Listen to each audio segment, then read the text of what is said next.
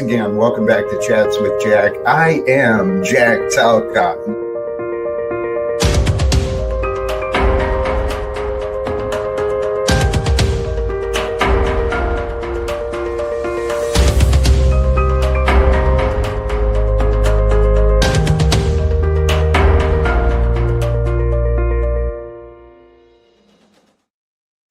And greetings, blessings, salutations, and love. Once again, welcome back to Chats with Jack. I am Jack Talcott, and baby brothers and sisters, man. Oh, I'm just so filled with love. This filled to the brim with love today. I love all of you for what you are. We're on the same page, Andy. God bless, man. And there are blessings today. And Snafu crew, praise God, keeping the optics high already. With a question, Jack, is today the day you take actions? You show us what you preach? You make moves? Or just more talking about optics? I don't know, man. Praise God. God will reveal it all to us. That's what I know for sure. Holy cows, man. Much love to all of you. See, divinely guided, we are that. Although in my own admission and confession and a little cross promotion, I'll get into all of that, man. Timing is perfect. I didn't mean to start a stream right as Paul, proper instruction motivates people, right as he started. So for those who are fans of his, he's streaming right now too. So you can swing back to me later and then speed me up, because if you tune in later and you got me later, speed me up. You'll enjoy it better. I'm pretty sure of it. I do. Anyway, in the background today is a reminder, simple reminder, how love reveals heaven. You can trust that to be true. Okay. Follow the logic sometime. Think about it a little bit. You'll find the same conclusion. Love reveals heaven. It's what Jesus taught and others showed. The topic today, are you filled with abundance or lack? Oh, baby, I had a day of inspiration today. Attended a local church again, and the service and the sermon were truly inspiring, man. Just so much love, so much spirit, right? Holy Spirit, that spirit of love and joy and praise and faith and trust and just gratitude, right? That's what I got to share with in a community today. So, baby, I'm feeling good, feeling fine.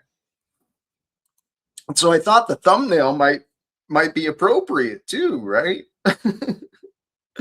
I would truly, I'd rather hear the world say he's taken this Jesus thing too seriously than to hear, depart from me, I never knew you.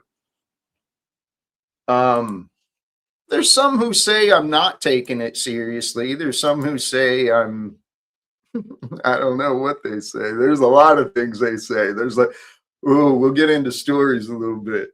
But here, if you think about it, right? For those who believe and trust in Jesus, right? Yeshua, the Son of God. God so dearly loved the world, he sent his only son, he sent his only begotten son to show us, to lead us on the righteous path to know heaven, the heavenly ways, the divine ways, the ways of God. It's okay. We live in this world, right? Through the world we live. We're born of it and all of this, but the world kind of makes us up, but it doesn't limit who we are. We're divine. When you allow yourself to be divine, you'll find the divine that shines and you'll embrace it. Let me get through this. It's in the description too, but Jesus was sent to the world and showed us the way. Through the world, right, where Jesus was and you and I are, through the world is the way of love. That's what he showed us. And the way of love leads one to heaven. From the way of love, from the way in the world, that's where you can find your path, right? Your path may be found from the way of love, but if your path brought you to here and you feel absent from love, it's up to you. But I encourage you, invite love to lead you forward, right? Do nothing out of anger, nothing out of hate, nothing out of fear. Do it from love. Do it with love. Do it for love. Do it through love. Because the thought I was really considering right before I started today is really thinking about God's love. How much I want you to know God's love for yourself.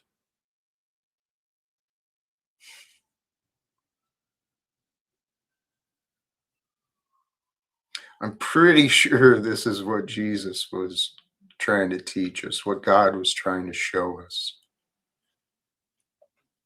God's love is the way, okay? And the way through life, it's meant to be done with love and through love and for love, not for a paycheck, not just to get by, not to get over, not to get back, right?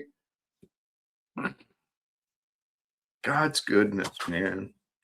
I had some notes today, but the topic, are you, and I'll drop the link here actually real soon. I'll drop it real soon. I'm feeling good and I'm learning to trust and wonder, what is God going to do with me again today? What am I going to do with God again today? My goal and my purpose today is to do whatever I do with love, with joy, with gladness, with attention, right? With awareness, with appreciation. So that's the way I'm starting the live stream today. I feel that way, at least. I feel pretty good. So I really am grateful for all of you who find your way here, including the spammers and the ones who get blocked because they're so darn challenging. Where was I going? You know what? The topic, are you filled with abundance or lack? See, I don't remember how I came to this concept earlier, but I was considering the connection, right? The clear and obvious connection between scarcity and violence. Oh, I was thinking about the fuel prices, right? We're about to, things are about to change economically again by the sounds of it. Thanks to some missiles and bombs being dropped on some school children and others in Iran. There's consequences to choices that people make, and it sounds like things are going to start costing Americans and others a little bit more financially. To join today's conversations, I'm really actually filled with joy and love, despite my discussion of war and consequences and such. For those who wish to join, it is now pinned to the top of the chat, and you are welcome to do so. I'm not sure how long I'll run, particularly since I saw my partner, my co-collaborator, Paul. He started a stream just as I was scheduling mine, and I didn't notice. So I may not run too long. No reason to do anything, really. I'll do what I want. I'm going to do whatever feels right. And we're going to roll with this and see where today goes. The idea is through violence, right? The violence brings destruction, and through destruction, you lose the path, you lose the infrastructure, you lose the resources. And in the absence of resources, you suffer. You suffer with scarcity. I mean, that's what happens to people when they go through natural disaster or even just like a house fire, calamities such as that. People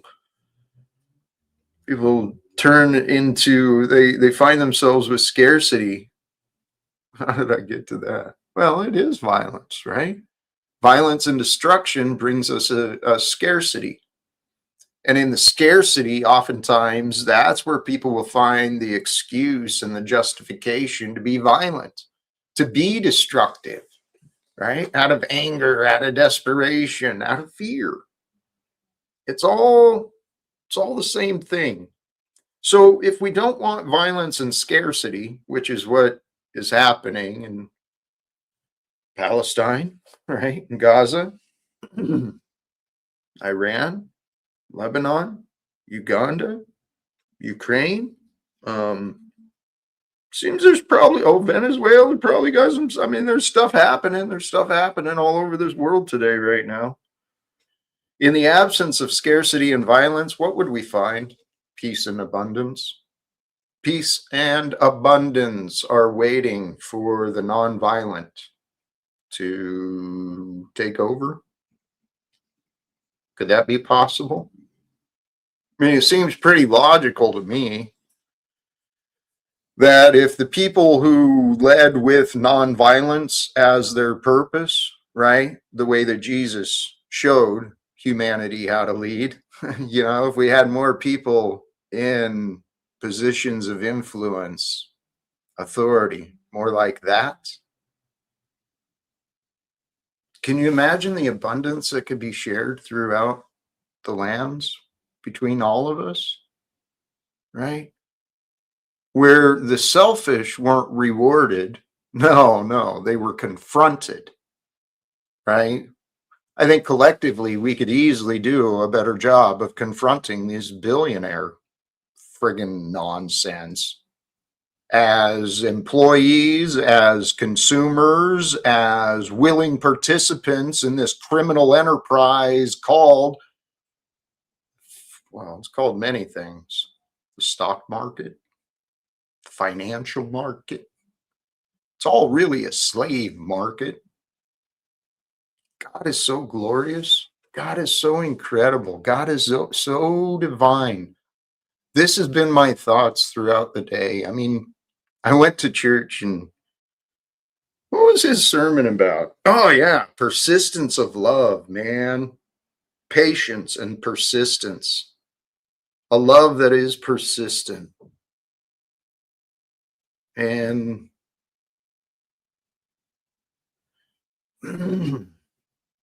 so after the sermon today, and I got more notes, we can talk about God and love. We can really do whatever has been done. Don't be so quick to sell people out, snafu. My co-host Paul has not abandoned position at all. As a matter of fact, I hope to find a way to support him. So you are crazy, dude.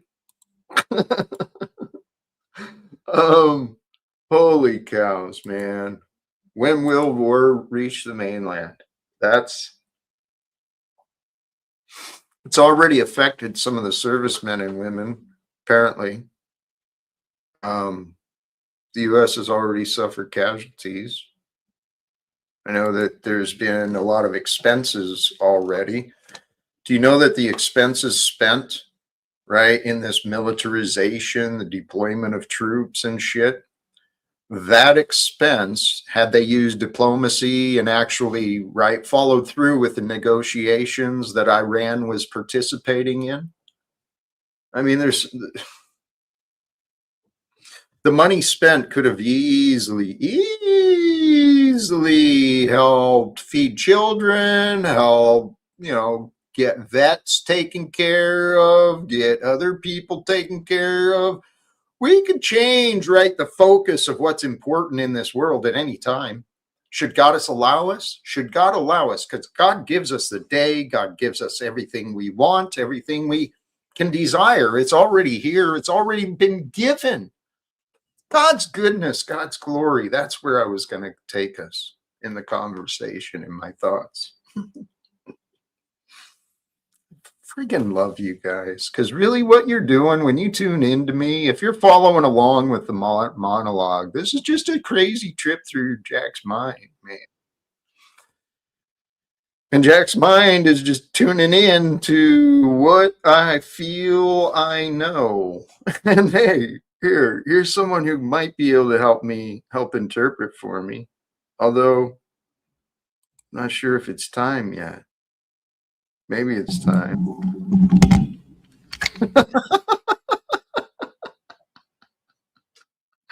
Welcome, Landry.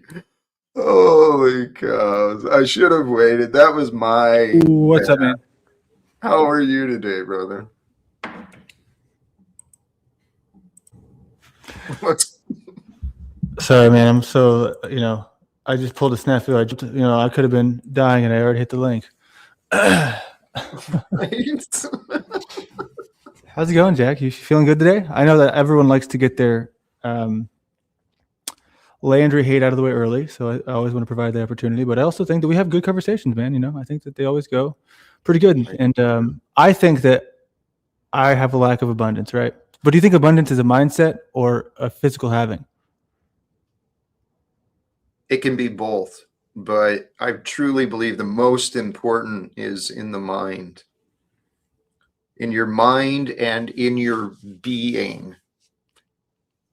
Thank you, Landry, because part of the reason I was considering this is I've been facing my own feelings of lack. I've been noticing myself, right?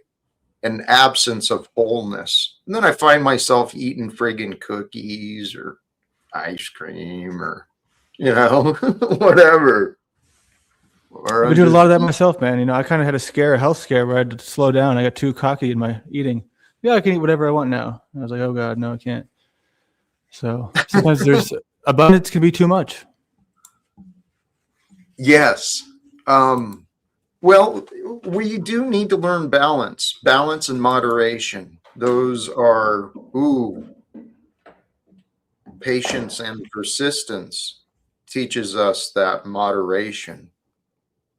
Hey, we've got another guest. I don't want to be disrespectful. It is a new day. Welcome back. Stephen, how are you today, my friend? Welcome back, Mr. Kater. Hello. It's good to see you, Jack. How are you doing today? Are you okay? I feel quite blessed, truly. You're feeling good today? Yes. Okay. Awesome. You said something about you love everyone and this is a crazy trip through Jack's mind or trip through Jack's crazy mind. That's what brought me up. I heard that and I thought I got to participate in this. That sounds good. That sounds like a good place to be today. What a blessing. It is. I appreciate that. Glory be to God. What a blessing to have this show to come on to and to have some smiles and fellowship, laughter, and share some thoughts and blessings. What's your favorite blessing that you have in your life, Stephen? My favorite blessing? Mm-hmm. The sunshine of God. I love when God sends me sunshine on my shoulder. Makes me happy. Sunshine on my shoulder. Pause, sorry. Please. Go ahead. We've got another guest, and I'll ask everyone, let's stay with patience, and we'll see what we can get through. I'll also ask, keep calm, please. Welcome, Snafu. Hello. Do you like sunshine, Snafu? Please Is that stop. Stephen. I like sunshine. God bless. Snafu, welcome. How are you today? Bless the It's world just a and question. sunshine. Hi, Jack. Jack muted me. I just wanted to ask Snafu if he likes sunshine. I know. Yeah. I need it. And why does that have to be the very first thing that happens? He doesn't get to say anything.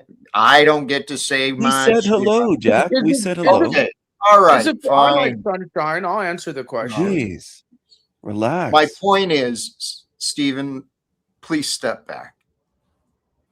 As soon as Jack, he comes in, you don't need to be the first one to ask him No, questions. but I wanted to ask Landry a follow-up question because a response question. Landry, you asked me my favorite blessing. What's yours? I'm curious. To not be sick.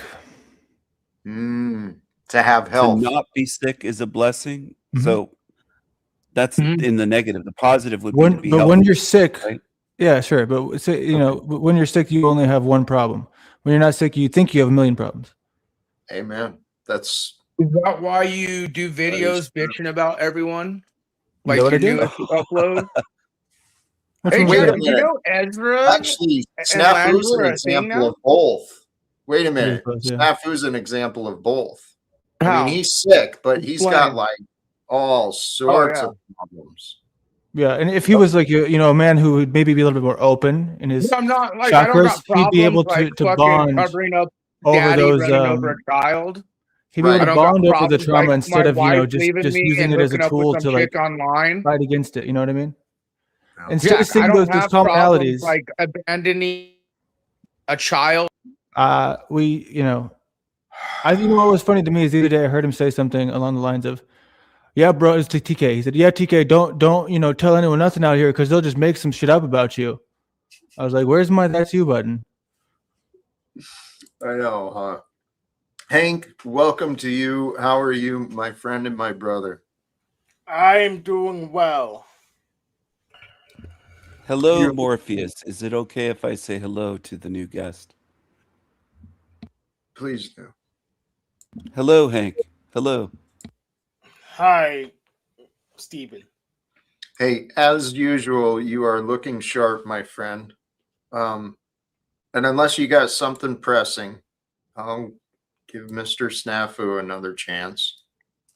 Well, hello, Black Jab Do Witch. Stay PG, stay positive. Can you stay positive? I am positive.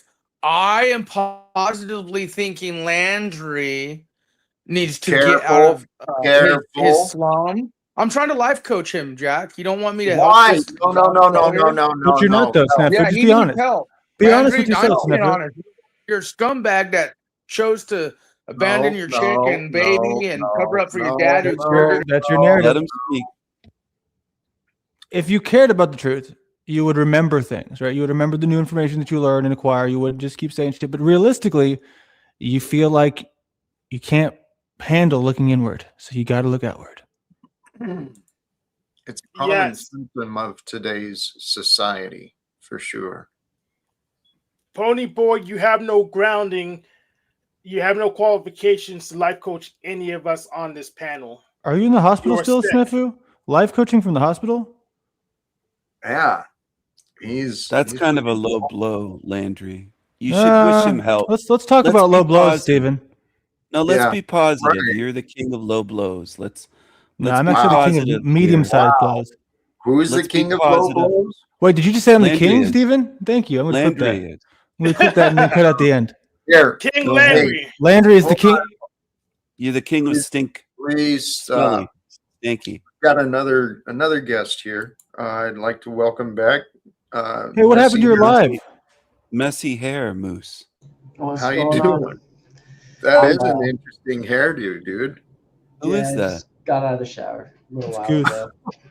Wait, Landry, did you shower today? And Jack?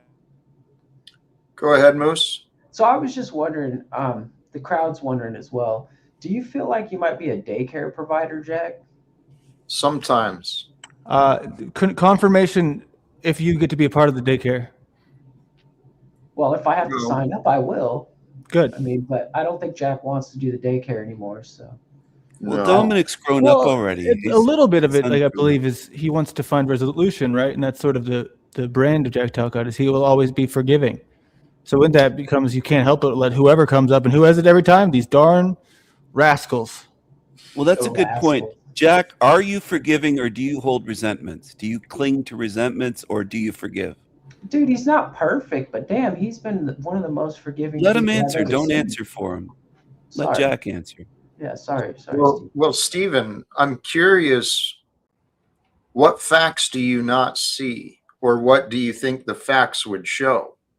because you really It's a shouldn't have to question. ask me. Well, What it's a if you question. were to answer it yourself? What would the answer be? But I'm asking you. I'm not I don't. answering it for you. Right, but why? Why should I answer that question? Because It's an he's not honest smart enough question. to figure it out himself. My Do you forgive? opinion is less or more relevant than the facts, Stephen. I'm not asking for an opinion. I'm asking for facts. What Do did you you actually do you actually forgive, or do you hold resentments against people, grudges, resentments? Stephen, based upon my facts, based upon the facts of who I am and how I walk and act, the things I say, I don't need to answer that question. Oh, okay. Well, who determines the facts for you in life, Jack? I assume God? Oh, God. Okay. I mean, God is that which reveals what is true. And God tells you what the facts are?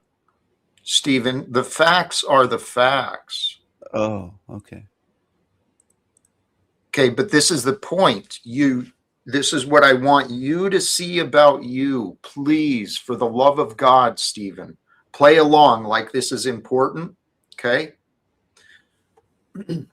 You have a tendency to ignore facts and keep looping in nonsense. And it's like really frustrating. And it's been really kind of, wow, that's really going on. Can you help me out then? Life coach me. That's what I'm trying to do, Stephen. And I'm here to learn. Jack, what facts am I ignoring? What facts am I ignoring? Are you LARPing, Sanity Machine? We don't need your help at this moment, Landry. We need Jack to answer. What facts do you see? In the context of, in regards to what question you asked, right? Let's stay in the topic in a conversation, please. Your distractions are unhealthy and unhelpful. So let's focus. You can do this. We're so close. You can do this. I know you can life coach me. Please. So Stephen, help me. Your question to me that you wanted me to lead you to spoon feed you. Do I practice forgiveness? Right? So what facts might show if Jack practices forgiveness? I'm not sure. Because sometimes people pretend to forgive. Well, Stephen, Jack, sometimes. So you don't know? No, because sometimes people pretend to forgive, but they hold resentments inside. That's why. And how do you know when that happens? I think you're doing that with me. I don't think you forgive every day. I think you've held resentments towards me for over a year. I don't think that's true. He's pretty honest when he doesn't forgive. I mean, like he would always be very wary of me for a long time until like naturally I think the forgiveness settled in. So I agree. I agree. And Jack's kind of practicing self-harm a bit by keep giving you guys a platform for you could watch yourselves make fools of yourself. You're right, Hank. I've been sabotaging myself by enabling this idiocy. But it's also good to be the king, right? And I know you don't like the title, but I think you're the king of the panelverse. I'm sorry. Sorry. I really don't care about titles or labels or names. I just care about what's real, right? And Stephen, your behavior, what you're ignoring, right? The facts that you're not considering as you're looping in the back.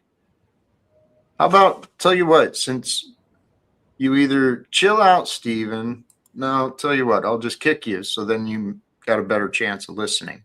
Because right now you're acting like a keyboard warrior. Stephen, your behavior is what you're not looking at. And while you want to pretend and blame,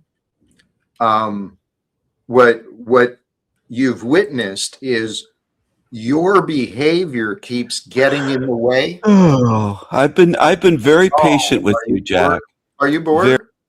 All right, fuck off. You're gone. I mean, I don't care. This is silliness, dude. In here, why don't we just do this? Put that dude out for a day. Don't need him.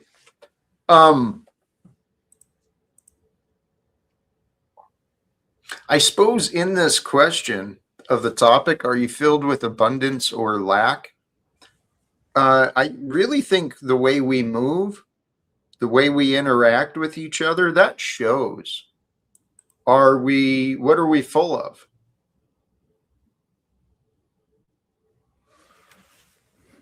Hopefully we're not full of shit. I think many people are. Stephen is an example of that, right? And oftentimes our good buddy, Mr. Matthew,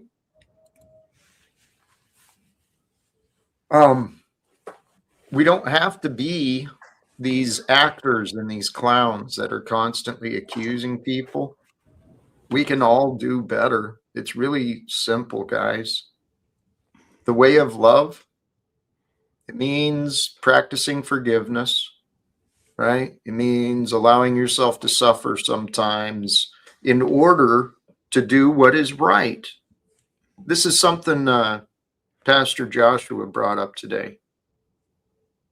How our mind will rationalize actions, words, ideas, and our rationalization will prevent us from doing the righteous thing, right?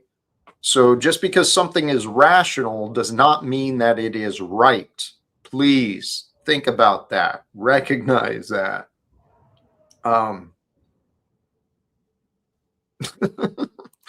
Melanie, thank you. You know, seriously, Brown's boy, you're just boring sometimes, man. All the time. He's always boring. Always, yeah. Yeah, 9 times out of 10. A question: is it okay if I troll Steven in the back? Or, if allowed, we still have an unresolved conflict here. It's much more peaceful and easier to figure out because I'm not going to sit here and tell you whatever the hell Steven would tell you, or snafu, which I'm sure you never heard before. Well, I will. Yeah, I would love to offer that. And to answer your question, Moose, Steven has been. You can't offer it, Jack, because you're inauthentic and you protect Landry from his lies, and then your lies too. So you can't offer that. So who's the solution then? Landry being accountable and you not protecting those lies of his. Who are your friends, Snafu? Who do you like in this world? Who do you think is a good person? Ooh, let's go there. Well, many people. Many people. So who? Those who don't hide. No, not negatives. No negatives. Just who are the people? You can. Okay, you can't name anybody. That's the point. Right? Children, that's the point, right? I could be anybody. You'd be saying something. It doesn't matter that I'm me. YouTube drama, and then hook up with some random YouTube chick. Who are your wife and baby? Whoa! Back to the question. I didn't get any specifics either. Specifically. I gave you specifics. Who do you acknowledge that you don't know the answer because you don't love yourself?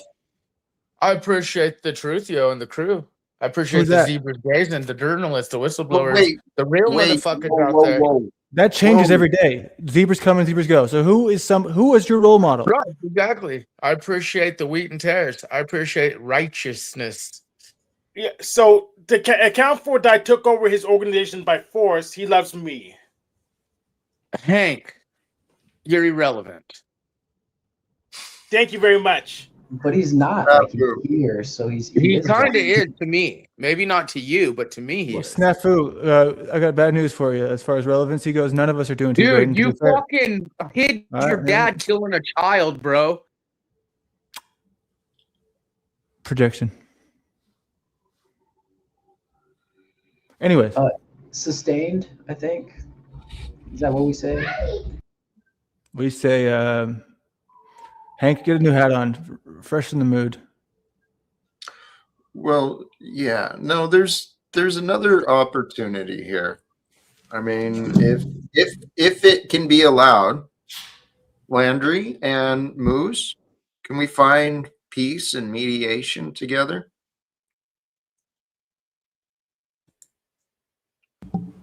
Thought I heard a young one in the background, so Moose might be distracted right now. Let me put it this way: you can't prove Snafu doesn't love me.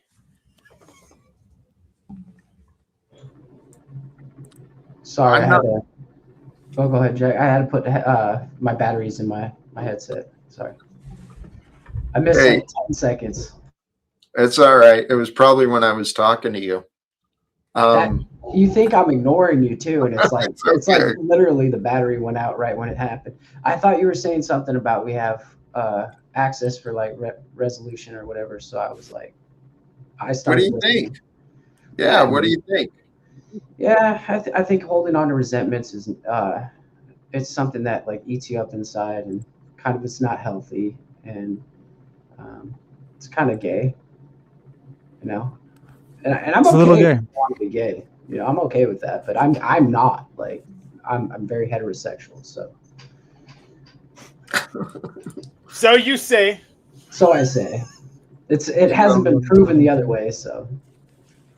Here, another way of saying it: those resentments, they get heavy after a while. Feels better to put them aside, right? Let them go. So, is there peace? I bet there is already peace between the two of you, but it just hasn't been like recognized or affirmed or confirmed yet. Is that a possibility, Moose? Landry? I believe it was kind of settled, and then I don't know, something else happened where I got immediately reblocked for some shit that I did, but I don't remember what it was. Because like the only reason I could talk to him here is because this is where I'm blocked everywhere else. That's the dynamic here, right? There's always the blocker and the blockee. I am not the blocker. I am the blockee. So the communication is not really in my court. But I've forgiven. Yes, I am very forgiven, or I am very forgiving. Moose, please. What are your thoughts? Oh, I mean, I wholeheartedly agree. I just think that there was a time that I really trusted him, and then I just, I felt the very similar treatment that I offer other people, and it didn't feel very good. So I got a taste of my own medicine. Okay, that's an interesting way of saying it. I like it though. It's taking accountability. It really is. I wasn't anticipating it, but well, it's authentic. I mean, I'm not playing a game right now. Like, I don't think you are. I can usually tell. I figure it's been past time. It's been like what, 4 months now. I don't think it's been that long. It has, dude. It's been like 4 weeks at most. It's March. No, Hank, you're tripping. I think it was 3 months. It's been off and on like 3 months, yeah. Well, it was on for like 10 seconds. A couple days, yeah. A couple seconds.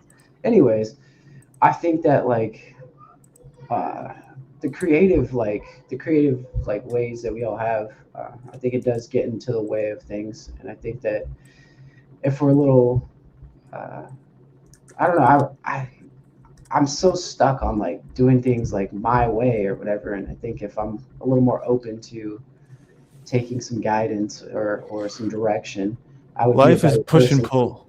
To kind of like add to instead of just do something, and then I wouldn't feel like, hey, like this was a piece of shit because we didn't like work together on it, because like, oh, I worked on it on my side or you worked on it on your side, and then we just didn't really like actually work together, kind of thing. I think I wouldn't hold resentment for that if I just realized that, I'm not the best collaborator. Well, but I do think, and Jack, if you wanted to jump in on that, I saw you nodding. But I think we all have to learn because it's a constant battle in life. Some people you have dynamics, like for example, I'm not going to say who, but somebody I know in my life has a partner, been together 20 years, and he decides everything. She will not make one decision, period. It's just a dynamic. There's no question. That's kind of an extreme, but most people, there's going to be give and take. In this sector, I'll be more leading. In this one, I'll be more following. You know what I mean? But we can all learn from each other. That's what's important. But sometimes you can't, to be fair. Some people here, I'm not sure the last time I learned something from Steven, but, Landry's not very bright. Landry, wouldn't you rather work with Ezra? No offense, Moose, but she's more attractive than you are. I'm a very open person. I like when I like, dude, the whole thing I came here doing was like, what are you doing? Who am I working with? What's going on? I'm supporting people just because I think if we can just learn from each other, do something similar. We operate in this weird space. I mean, I came around, I kind of fucked around for a little while, and I don't really do that in the same way anymore. I don't know if people realize that, but if I do criticize people, it's very deliberate, but it's not just to punch up or to, like I'm not constantly saying, what's Andrew Wilson doing today? What's Speakeasy doing? I'm not, it's boring. So I don't know. I kind of got it out of my system. Praise God, man. This life, it's a path. It's a growth. I mean, the path is growth. The way, I was trying to figure this. I mean, I said these things in the description and on the post. Through the world is the way, right? From the way, your path is found. And if your path brought you to here and you feel absent or separated from love, it's time to change that. Because truly the message I got from church today, the sermon, God's love, right? That's really what it's about. God's love. The infiniteness of God's love is there and now for you to discover, to know, just like it is for me and everybody else. God's love is not found in the things, but the things will be catalysts, and you can use those things. You can use everything for everything. That's what God does.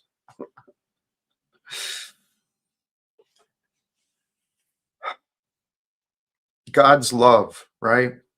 The praise of the one who created us, loves us so much.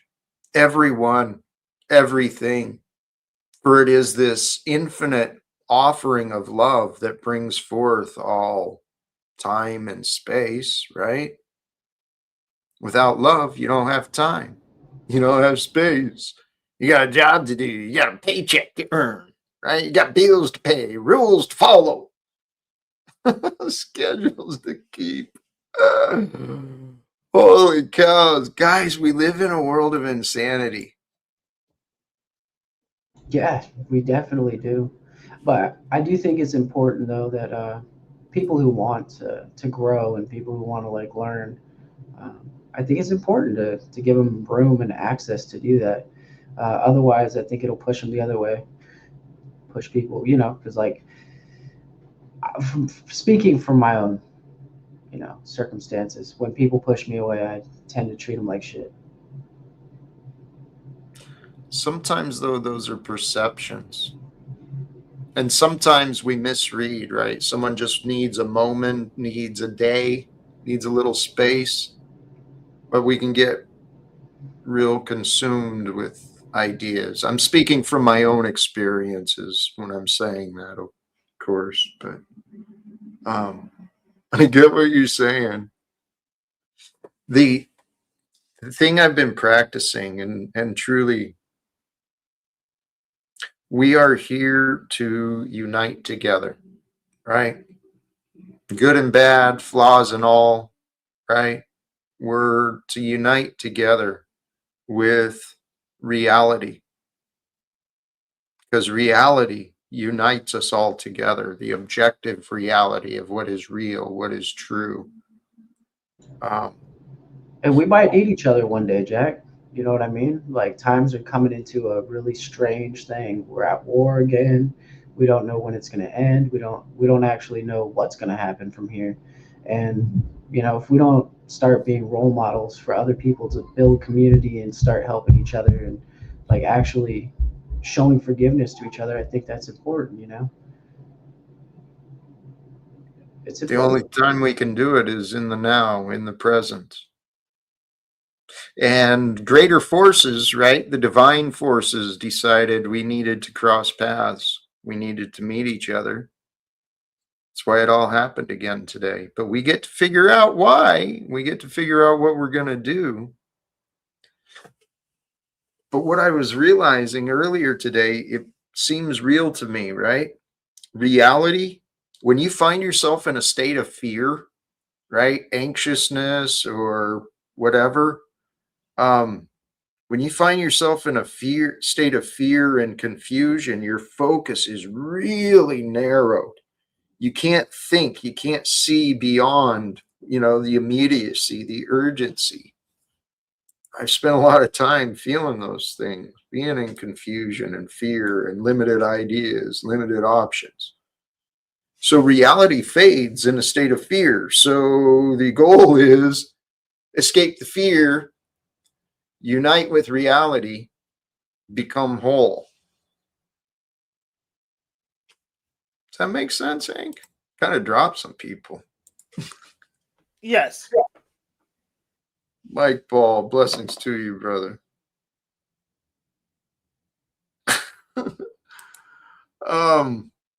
Hey, Moose, you're not boring. I didn't think. I appreciate you and Landry. I encourage you both, right? You guys are both pretty good dudes, and you're both got some talents. So let's assume he was boring. What's wrong with that? I don't see any issue being boring. All right, you're right. You're right. Here's a guy who is sometimes boring, sometimes not. But I don't know. Should I even bring Snafu back up? Because I'd really rather talk about these ideas. Yeah, if you have to ask, we'll bring him back up and see if he can get on the program. And if not, we could probably just go ahead and end the program, and he can go and whine. Sure, Hank. Because Hank is actually someone, whether I hate to admit it or not, he'd probably be about doing something, not talking about ideas, Jack. So how about you show us something today? Call the United Nations, set up a meeting. Let's go to other panels. Let's make some moves, Jack. No, you like to talk a lot about what we should do and backstage people a lot while you do nothing but talk. You're not doing anything. The bombs are dropping in Iran. Hello. Let's be here together in the now. Okay, because if we can do that, my brother, doggone it. If we can do that, I can show you, right? Through my word. Can you show us what to do today? Like, can we do like a goal? Yes, I want you to experience. Okay, I want you got to do it first. You got to do it first. You got to show us, do it, and then we all got to like go say, okay. Yes, I'll do it even. I'll do it. Thankful. Be more thankful that Jack keeps giving you chance after chance after chance. Hank, Jack doesn't do it. Hank, as much as you and as much as you and I disagree, Jack just talks. Let's be real. You said he gets mad at. He listens too. He made space for you, and you used the space just to pat yourself on the back. Jack, you get mad at Hank when he tells you the truth that you just talk. He doesn't just talk. But he doesn't do any of the things he preaches. And when he's offered to get help, when he's offered to get help, he denies that help. Margot, myself, others have offered him help. He's denied it. You're a liar. All of you are liars. You're referring to liars. I've been trying to speak. I've been waiting for an opportunity to try and speak. And then I remember, hey, Jack, this is your stream. You don't have to do this shit. You don't have to wait. Okay? So learn some respect and keep it focused or you're gone, dude. Now, as I said, I'm happy to show you something, but it requires you to pay attention to me. Okay? What are you going to do then today? You can experience peace in the here and now with me. And I want to help you see it. I want to help you feel it. I want to help you experience it and remember it. Peace with Jack Talcott. Can you believe it? Nope.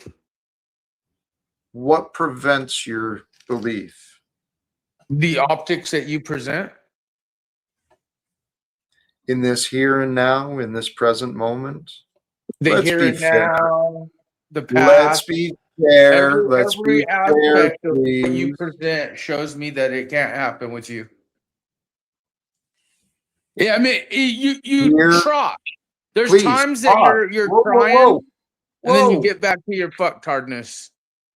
And that you're revealing you, because as you were No, that's speaking, you. it was shown. I saw it, right? You're literally demonstrating the words you're saying. You are proving that peace with Jack is impossible, not me. No, You Jack. are doing Jack, it. Jack. You. So when you stop fighting, when you sit with silence, Snafu, please stop speaking, please.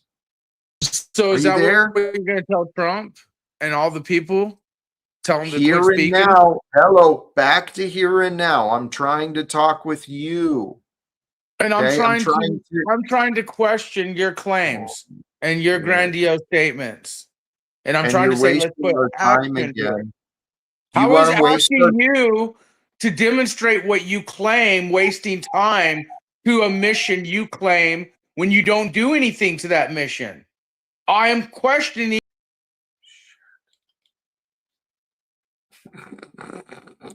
That's our employee, people. Somehow he works for us. He's here to help us.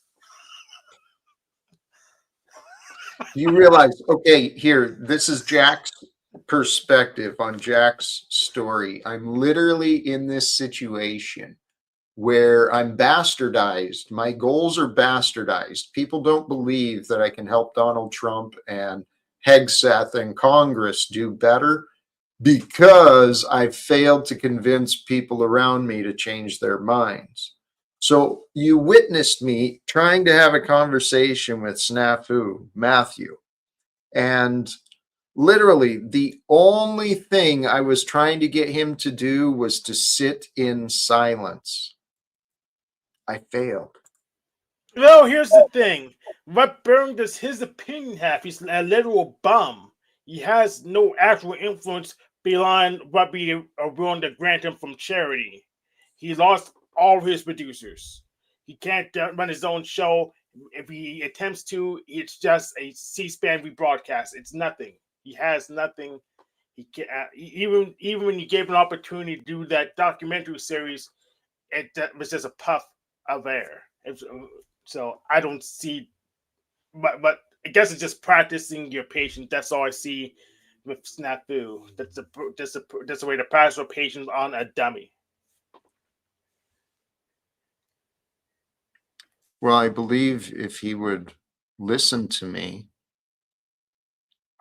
and actually understand what I'm saying to him, he could learn a lot. And if he learned from me, Matthew Sims could probably transform his whole way of being. I'm literally trying to get a man to just be quiet. Are you willing to? Are you here with me? I mean, I know how to keep him quiet. You just leave him backstage.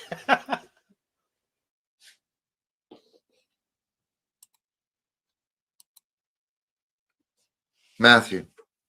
Hank, why are you lying to Jack? He makes grandiose claims saying he's going to stop wars, and you know this is untrue.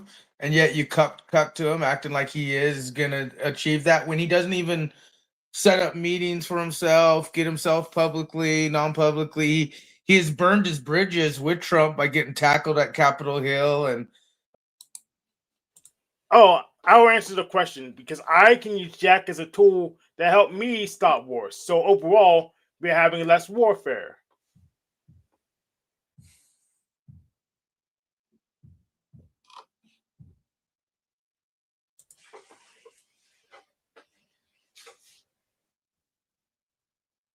I'm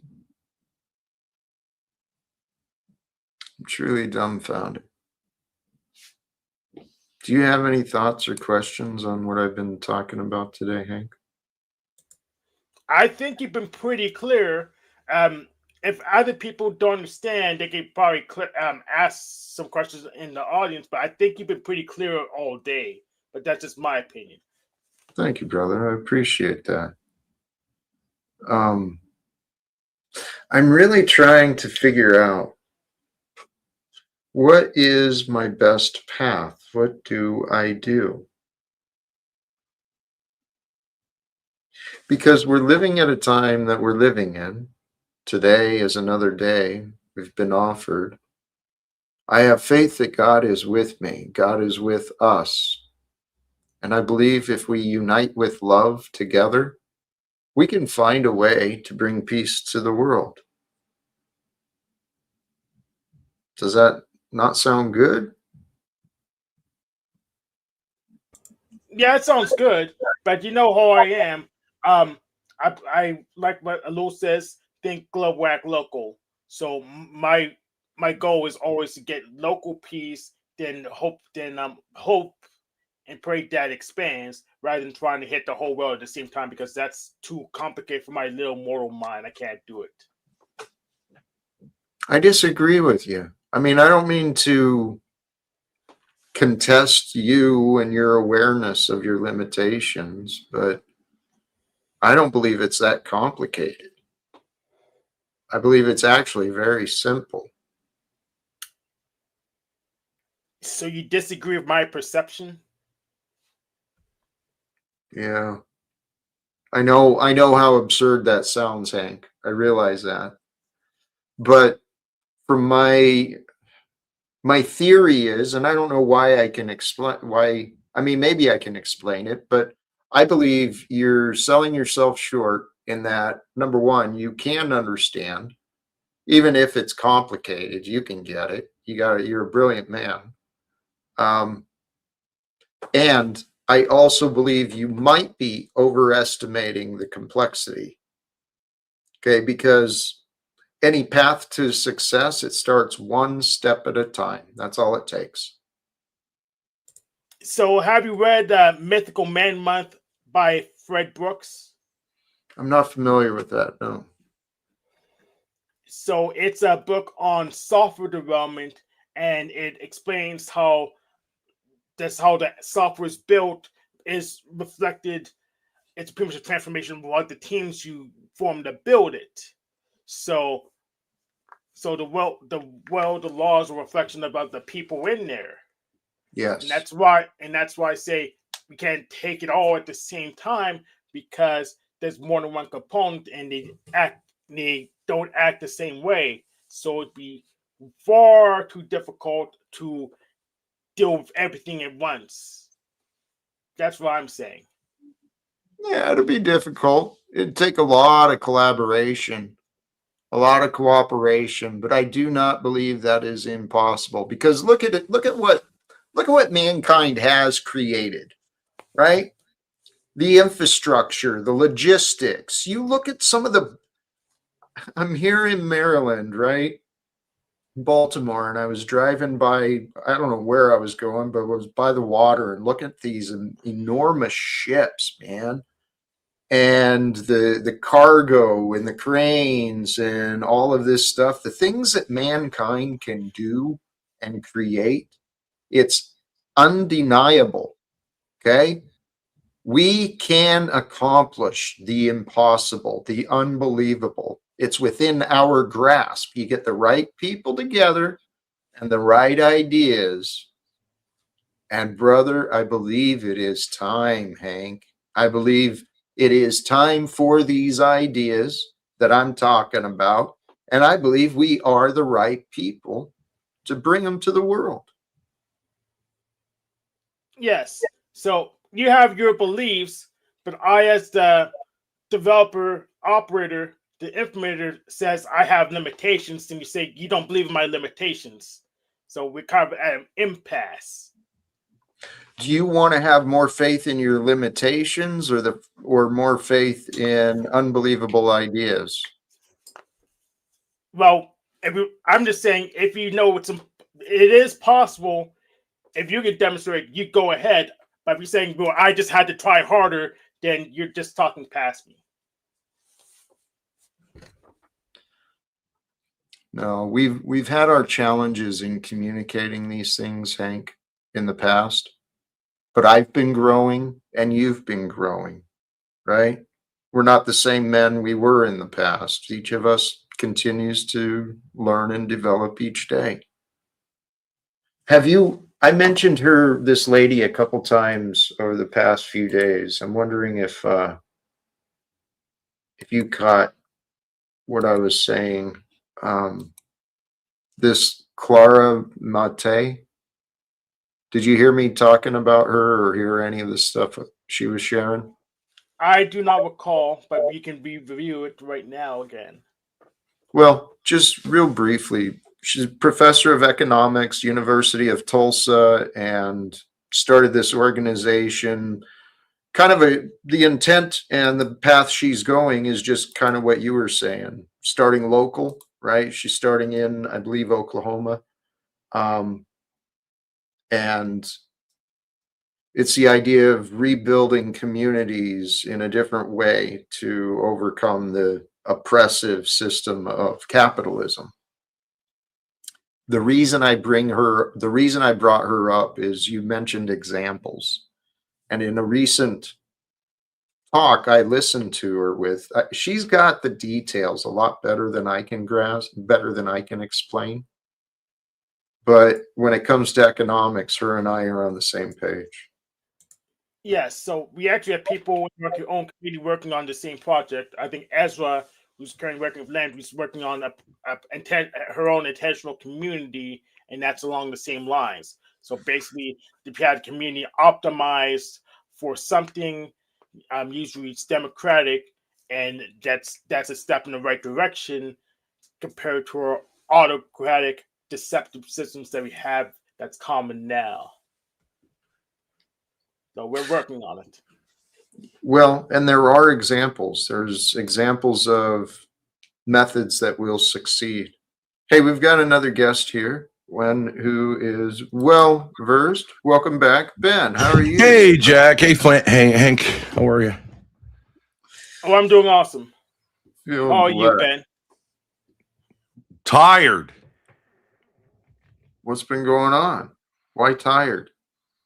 Well, Jack, I've been talking with Grace. You know, I've been trying to work with her now for 7.5 years, 3.5 online. And, you know, she has this stuff she's dealt with, which I get at a young age. It's really hard to have like someone super close to you kind of turn on you.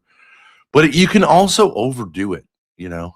You can also think something is real that's not. And it's a gentle thing to deal with someone like that, because on the one hand you want to say like, look, I'm on your side, I get it, but on the other hand, can you shut the fuck up ever? Like, and is there really any substance to this? Like, show me the blood, show me the real injury, because someone, you know, screaming at what it comes down to is someone screaming at you isn't a thing.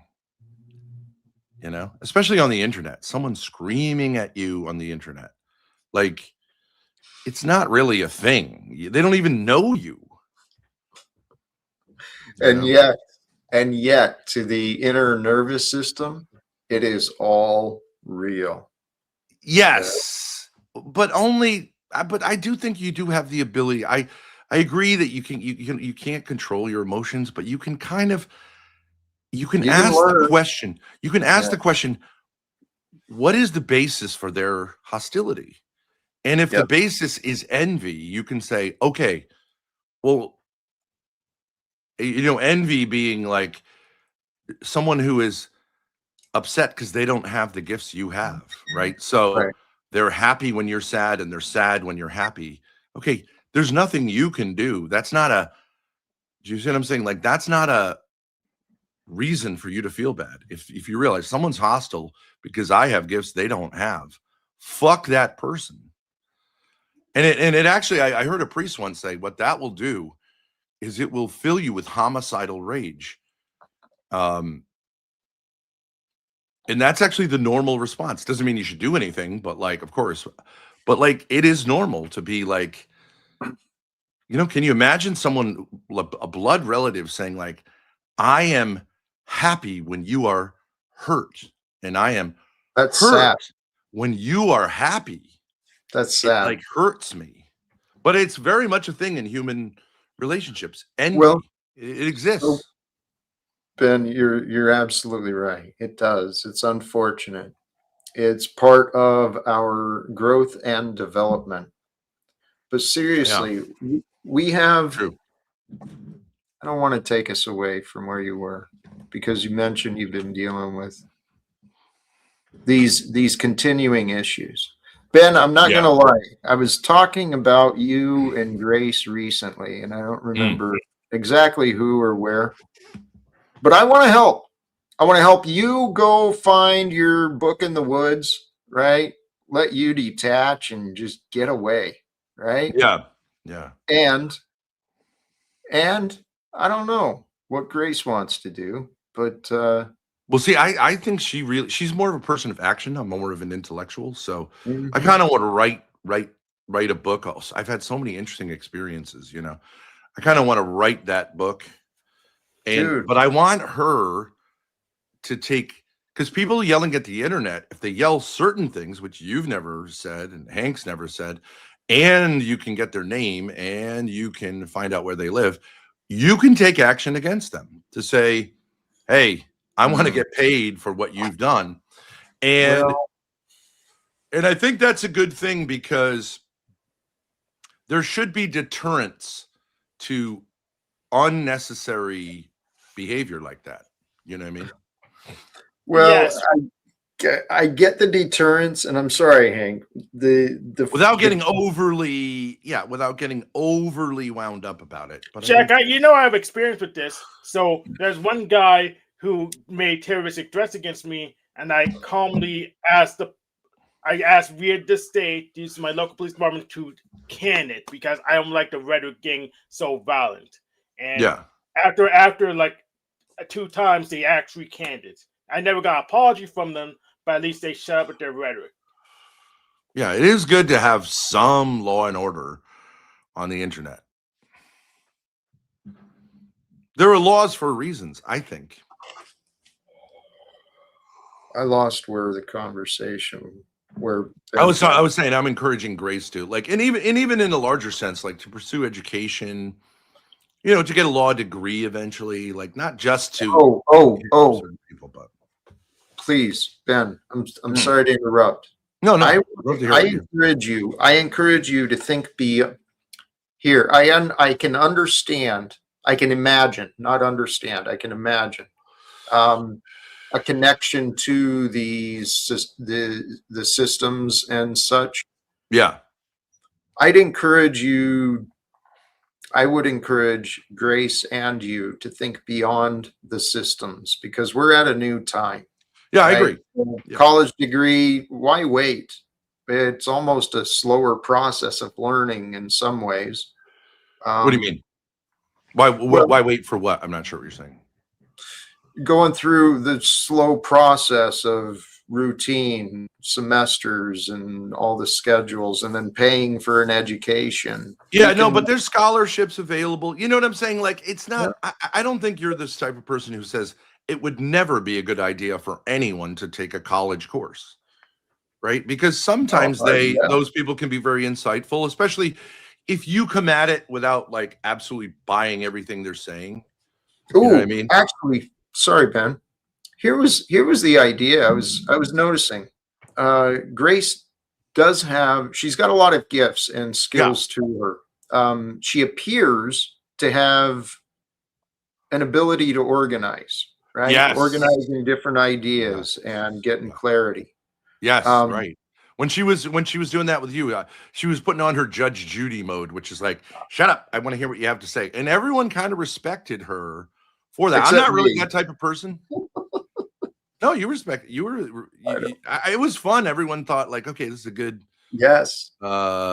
dynamic. And I think her gifts are different than my gifts. I'm more of a rambling, kind of like thought person. I'm not really that much of a, but I think that God gives us gifts to use, and she should use those gifts. Amen. You know, absolutely. Yeah, I want to elaborate on this. So, like college industries, like law or being a doctor, those ones still require certification with the state, and they require educational requirements. But other industries, like computer programming, you can use the LOM and free stuff on the internet to learn. Well, the interesting thing is, what is up? Law Jack? is law is interesting because if you are bringing a suit, you don't need to be a lawyer yourself. Okay, so and that's kind of an interesting place that a lot of these like First Amendment people, like they want to represent themselves.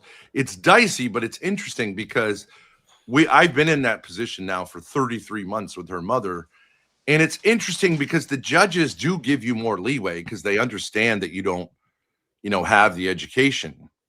So, and if you say something into a microphone that's on a transcript, it's a problem. Like last time I was in court, I said, do I have the First Amendment right to free speech?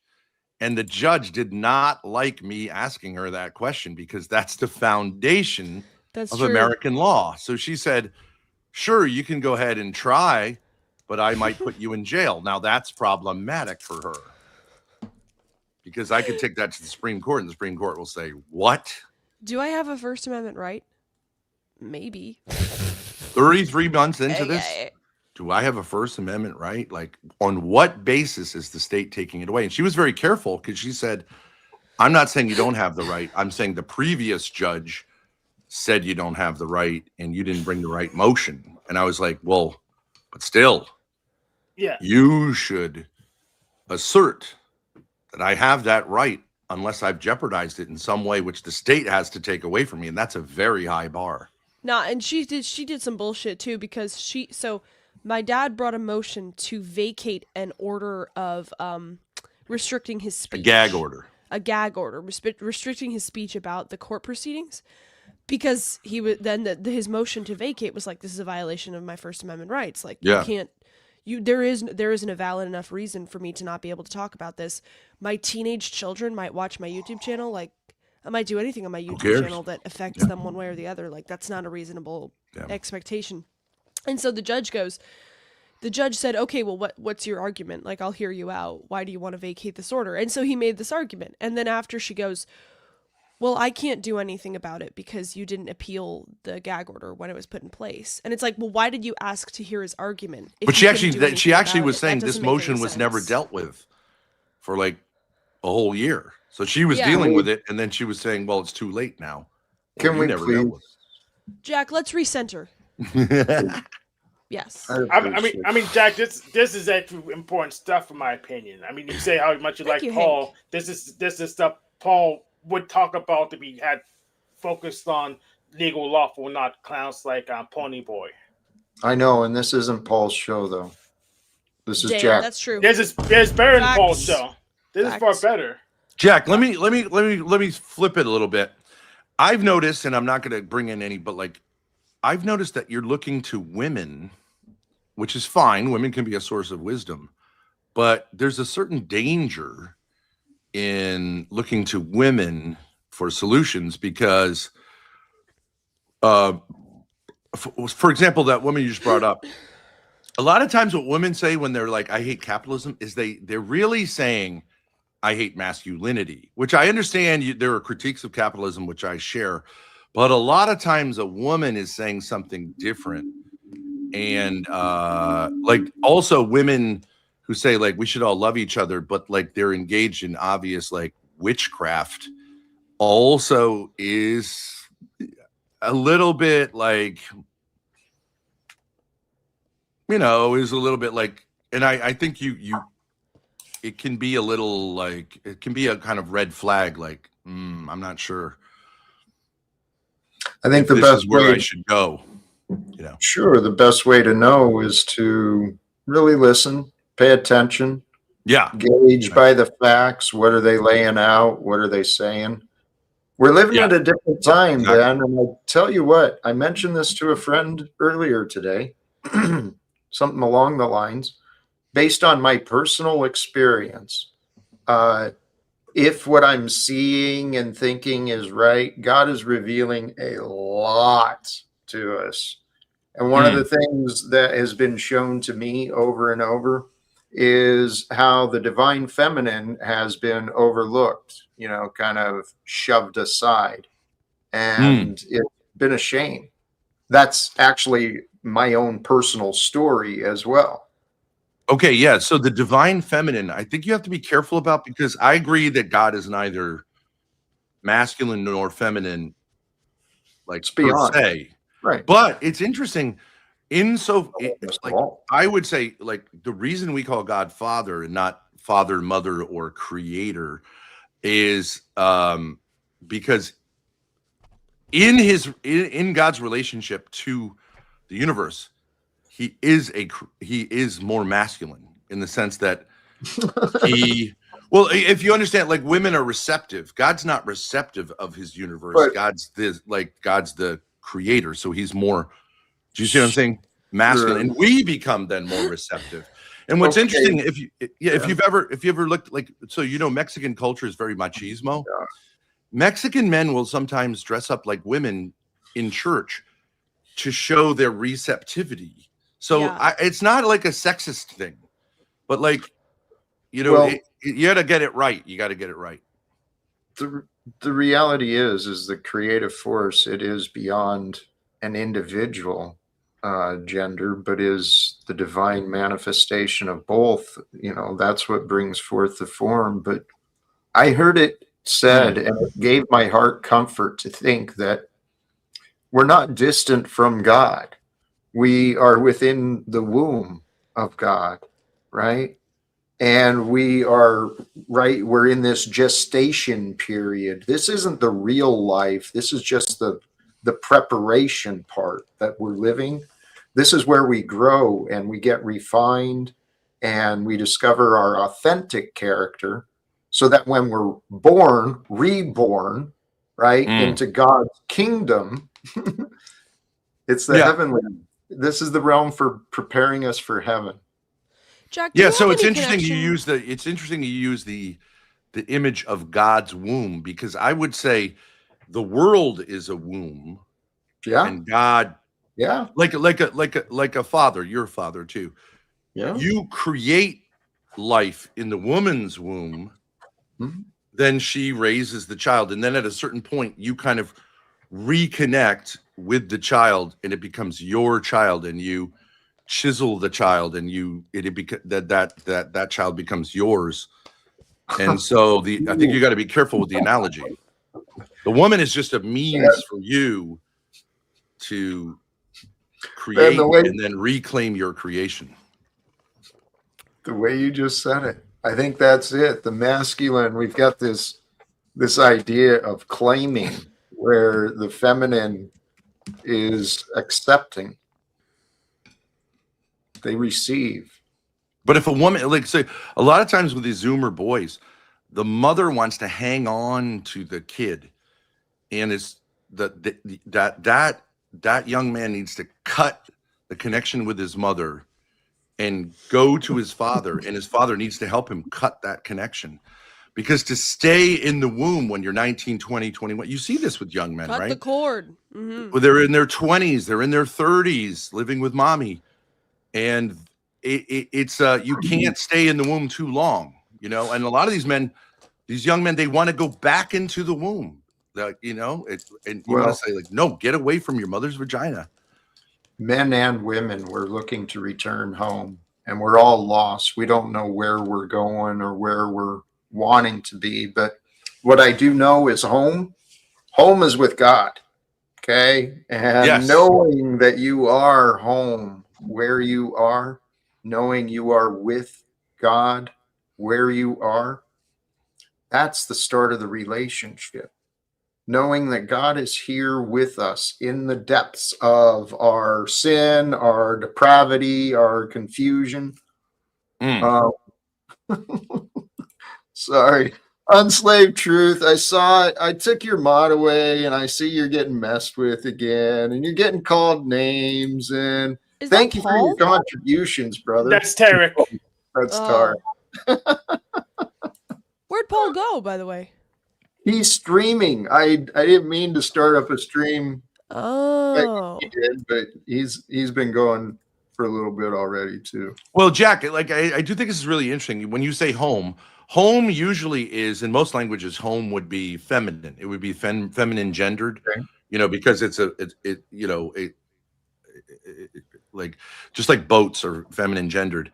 I actually think the better metaphor is that we're not home. For Christians, we're not home, but we seek to return home. But we're on a kind of pilgrimage here on earth to get back to the Father, which we will never actually experience being at home until our death. So it's I'm not sure if you totally disagree, but it's a kind of different image. Slightly, just slightly. We're real close. I love this. Melanie, thank you sincerely for the generosity. Thank you for being reasonable, Jack. Please there's no reason for name calling. That's not how he identifies himself. But I understand Tarek has a reputation of harassing ladies. So Tarek, come on, buddy. And how can he be gay and harassing women? Yeah. Dude, people are weird. People do all sorts of things. Hey, gay men are hostile to women, but they're not usually accused of harassment. Gay men sabotage women because they hate their mothers. Well, I had mommy issues myself, man. I did not. Me too. Yes, Jack. Me too. I think it's part of this time of humanity, right? There's been a lot of issues in the way we were raised and the way that we've been raising each other. Our generation was the first ones that were like full on crazy. Actually, it was perfect because I don't know. My path was perfect for creating me, and I feel pretty damn good. Yeah, I agree with that. But it's perfect, but like perfect for us. Yes. But maybe imperfect, like theoretically. Oh, yeah, dude. I would never want I made a lot of choices to try and spare my son of the things that I experienced as a child. And I did. I made sure he didn't, but he experienced other things that I didn't have to. Right. Jack, I wanted to pick up. We were talking with a guy late last night or early this morning, and I was making the argument, and I think you might share this. In some ways, though neither are good, it's better to have an abusive family that's like at least engaged with you than a family that just ignores you. Because you're forced to bring out, you're going to be an interesting person in the former, but in the latter, you're just going to kind of be a non-person. Well, you're offending society more. I know there's limits. I'm not advocating for abuse, but I'm saying at least there's engagement. You know what I mean? At least your parents are saying, I'm interested in you, even though I'm angry at you or whatever. You're offending society more because most people have abusive parents, and that needs to stop. Well, I can give you an example. What I'm saying is, but Jack, you would have to agree with me because, like with my kids, they say in some ways, and Grace says it all the time, I had an abusive mother, and like leaving aside whether that's true or whether I'm abusive too, let's just say I agree with that. I don't fucking care. God put you in that situation. He gave you exactly the mother that he wanted to give you, and who's a perfect parent? Nobody. Right? So you wouldn't be here without her. So suffer. So far it's not been my problem. Here, so far it's been perfect. But actually, Grace, right before you showed up, I brought you up. I was talking about how I see your skills.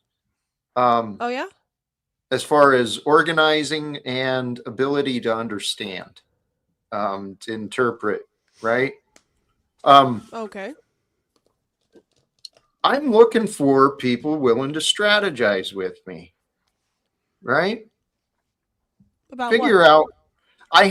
I've got like, I have so many different goals, so many different people. I'm trying to get their attention, and I'm not sure what is the best path. What is the best way to do this? Everyone has a different approach, a different excuse or obstacle, right? So I've been trying to figure this out. Sure, yeah. Can you give me an example? Like, do you mean the lady you had on, people like guests like that? Is that what you're talking about, or more? Yes and no. Less of that. More. So, my son is one of the top priority. Another one is the National Union President here in Washington, D.C. Another one is people in Congress, but more in line, there's also a ton of people in media, social media and media that I'd love to get their attention too. So Jack, this is what I was talking about earlier. We had to take it one step at a time, because if we try everything at one time, it's impossible to do. Just like you're having this issue now. That's why approach is think global, act local. But when I brought it to you, you said, "Well, you're not trying hard enough," and I can tell you the same thing, but that's ridiculous and absurd, because you can't do everything at one time. Okay, thank you. We can narrow it down. It's very easy to narrow down, Hank. Okay. Didn't do it. Damn. It's actually what I'm. Well, Sorry, admittedly, I've done a poor job of narrowing it down. Maybe Hank has witnessed that. Maybe Landry too. And that's what I'm hoping. Maybe Grace, if you're able to help me with, or the group, if you guys are willing to. Because whether it's my son or the union guy in DC or the union folks back home, I see the goal. The goal really is eventually to get in front of Congress and the United States government. Because what's happening right now in the world, ooh, baby, it's time for change. The war. Yeah. Legit, a war. Do you know, me and my dad were watching Professor Zhang? I love him. Yeah. He's an interesting guy. Yeah. He got on Piers Morgan. Yeah. You know that, Jack? Just saw. He outlined that the U.S. is going to invade with ground troops. It's going to have to, because it costs too much to do the air stuff. So they're going to have to, because Israel, Iran, and Saudi Arabia are going to drag it out to the point where they can't afford to do the air stuff anymore. They're going to have to invade. But Khomeini's already dead. We Boots already on the ground. War. We already won the war. The leader's gone. No, he didn't. Khomeini's dead. They just replaced him with his son. It doesn't do anything. No. If Donald Trump was dead, would America be dead? No. No. They're a different system. The rule of law is the king of our country. Well, the reality is Donald Trump, in his running for office, I just saw clips of that reminded me of this earlier today. He ran on the idea of being a man of peace. Yeah. Even Seth said we weren't going to be invading nations in this, and yet what are we doing? We're invading Iran, and I was listening to very. It made perfect sense when I listened to it. I don't know if I can explain it well, but the connections between the conflict of Iran, the oil producing nations of OPEC, versus the oil producing nations of Venezuela and America, right? It's an economic battle where I guess Iran may be pushing to replace the petroleum dollar, replace the dollar with the Chinese currency. So there's all these factors that are going to really, really impact the working class of America, right? Oh, yeah. Before the bombs hit. we're going to get hit. Yes. Buy gold, buy silver. Do not invest in oil. How about this, Ben? Well, that was another quote. Gold rocks don't make money, though. You have to invest in people. That's true too. Ooh, but if you don't have people, I like that. Get the rocks. Well, I heard Trump say the other day, and it's sign he, as a man in his position, he's more aligned with the corporations than the people, because he literally said, referring to oil, when prices go up, we make money. I don't make money when the fuel prices go up. Do you? Nope. Not me. You want to know my theory about Trump? Let's do some whiteboarding. He's doing this war. Here's the interesting thing. He didn't try to sell it to the American people, and he's already saying, I was pushed into this by Jared Kushner, all this kind of stuff. Yeah. I think he's sacrificing. He knows the midterms, the Democrats are going to smoke the Republicans. The Democrats are going to get into power. They're going to impeach him. And he doesn't care. He's going to get impeached so that Vance becomes the president. And then Vance can finally say, we've had it with Israel. That's my theory. So this is just a lame duck. Yeah, I think he's he saw what Biden did. Trump doesn't really care about staying in power. He's already done his thing. I think he's like sacrificing himself, openly doing what he said he wouldn't do just to troll the Israel lobby, to get impeached, to get Vance up there. And then Vance will be able to say, okay, look, we have to stop this Israel thing for political reasons. I think it's. But this is why Jack needs to talk to Trump. Trump can do better than this. Yes, I think he doesn't think he can. I want to see where Grace's mind is going. Please, what do you think, my friend? Well, on a vocation, I think there's three aspects to it. One is, what does the world need? Right? We always have to keep that in mind. What am I good at? And then, like, what do I want to do? I think that's the intersection of what your calling is. Okay. You know what I mean? The world, Jack's gifts, and what does he want to do? No. Because, see, I would say Jack's super duper power is he's extremely patient with hostile young men. Patient. I think that's his superpower. There are very few people who could continue relationships in which a younger man is just endlessly hostile, threatening him constantly, like accusing him of everything under the sun, and he stays in relationship with them. Most people would say, "Fuck you, dude." Thank you, Ben. Thank you. Yes, so young men. Mm-hmm. That's a superpower. I've been growing that. That was actually one of my prayers, and it's evidence, guys. Be careful what you pray for, because it may not show up the way that you think. I mean, but logically, how are you going to gain patience? By getting your patience tested, right? Right, yeah. Yeah. Tried in the fire. Mm-hmm. So I have been many ways, many times. Here, what the world needs is peace. It needs answers. It needs solutions. All those things. And those come together, though, right? When we find the answer. Can we be more, no offense at all, but can we be more specific? Do you, what kind of answers to what kind of? Well, I think anger comes from disconnectedness a lot of times. So we need relationships. I think especially young men need relationships to avoid becoming just hostile and angry and kind of, all these guys like Dylan Klebold, Eric Harris, they're super angry and they're super disconnected. And so they want to blow the world up and take the whole world down with them. How about, for the answers, how about what people are looking for is solutions and opportunities?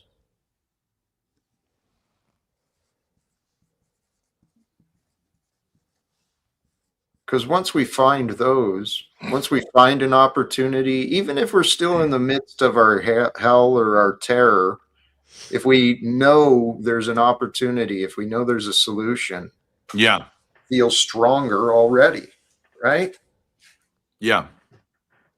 Nicholas as Hobbs opposed to despair, right? So you're super against despair because sometimes it looks like there's no silver lining and it's just all cloud, right? Yes. So I know you don't like this, Ben, but sometimes for those young men, I propose video games as escape. Sometimes the world set up to screw them because the world benefits from taking their labor and not giving them back reward. So sometimes I tell them, take a break, play a game, then reset. Yeah. But that's not really the ultimate solution, but it can be like a good take a break. Yeah, I'm into taking breaks. What about one of Jack's gifts being like strong will, strength, perseverance? I won't back down. I'm committed and devoted. That's for sure. I'm all in. That's perseverance, drive, single-mindedness. Yes. Thank you. You could put under want. He just said what he wants. He wants to talk to politicians. What was the other thing? Well, and the end of wars and beginning of reforms. Right. Initiate reform movements. Well, and consider this. I mean, what I'm really offering is the same thing John the Baptist and Jesus were saying. I want people to repent, particularly Donald Trump and Hegseth and those other billionaire cronies that have stolen out the United States from everybody. But they were a little more like they were not involved in politics. You're more saying like on a political level, which is totally fine. You're not saying repent in the broadest sense. You're saying I want political leaders to repent. All of these people. Because the way I see it, the political employees, right? The people who took the oaths to serve the nation, they're connected to the billionaire class very easily. I mean, they've got healthy relationships. That's what got them into those positions.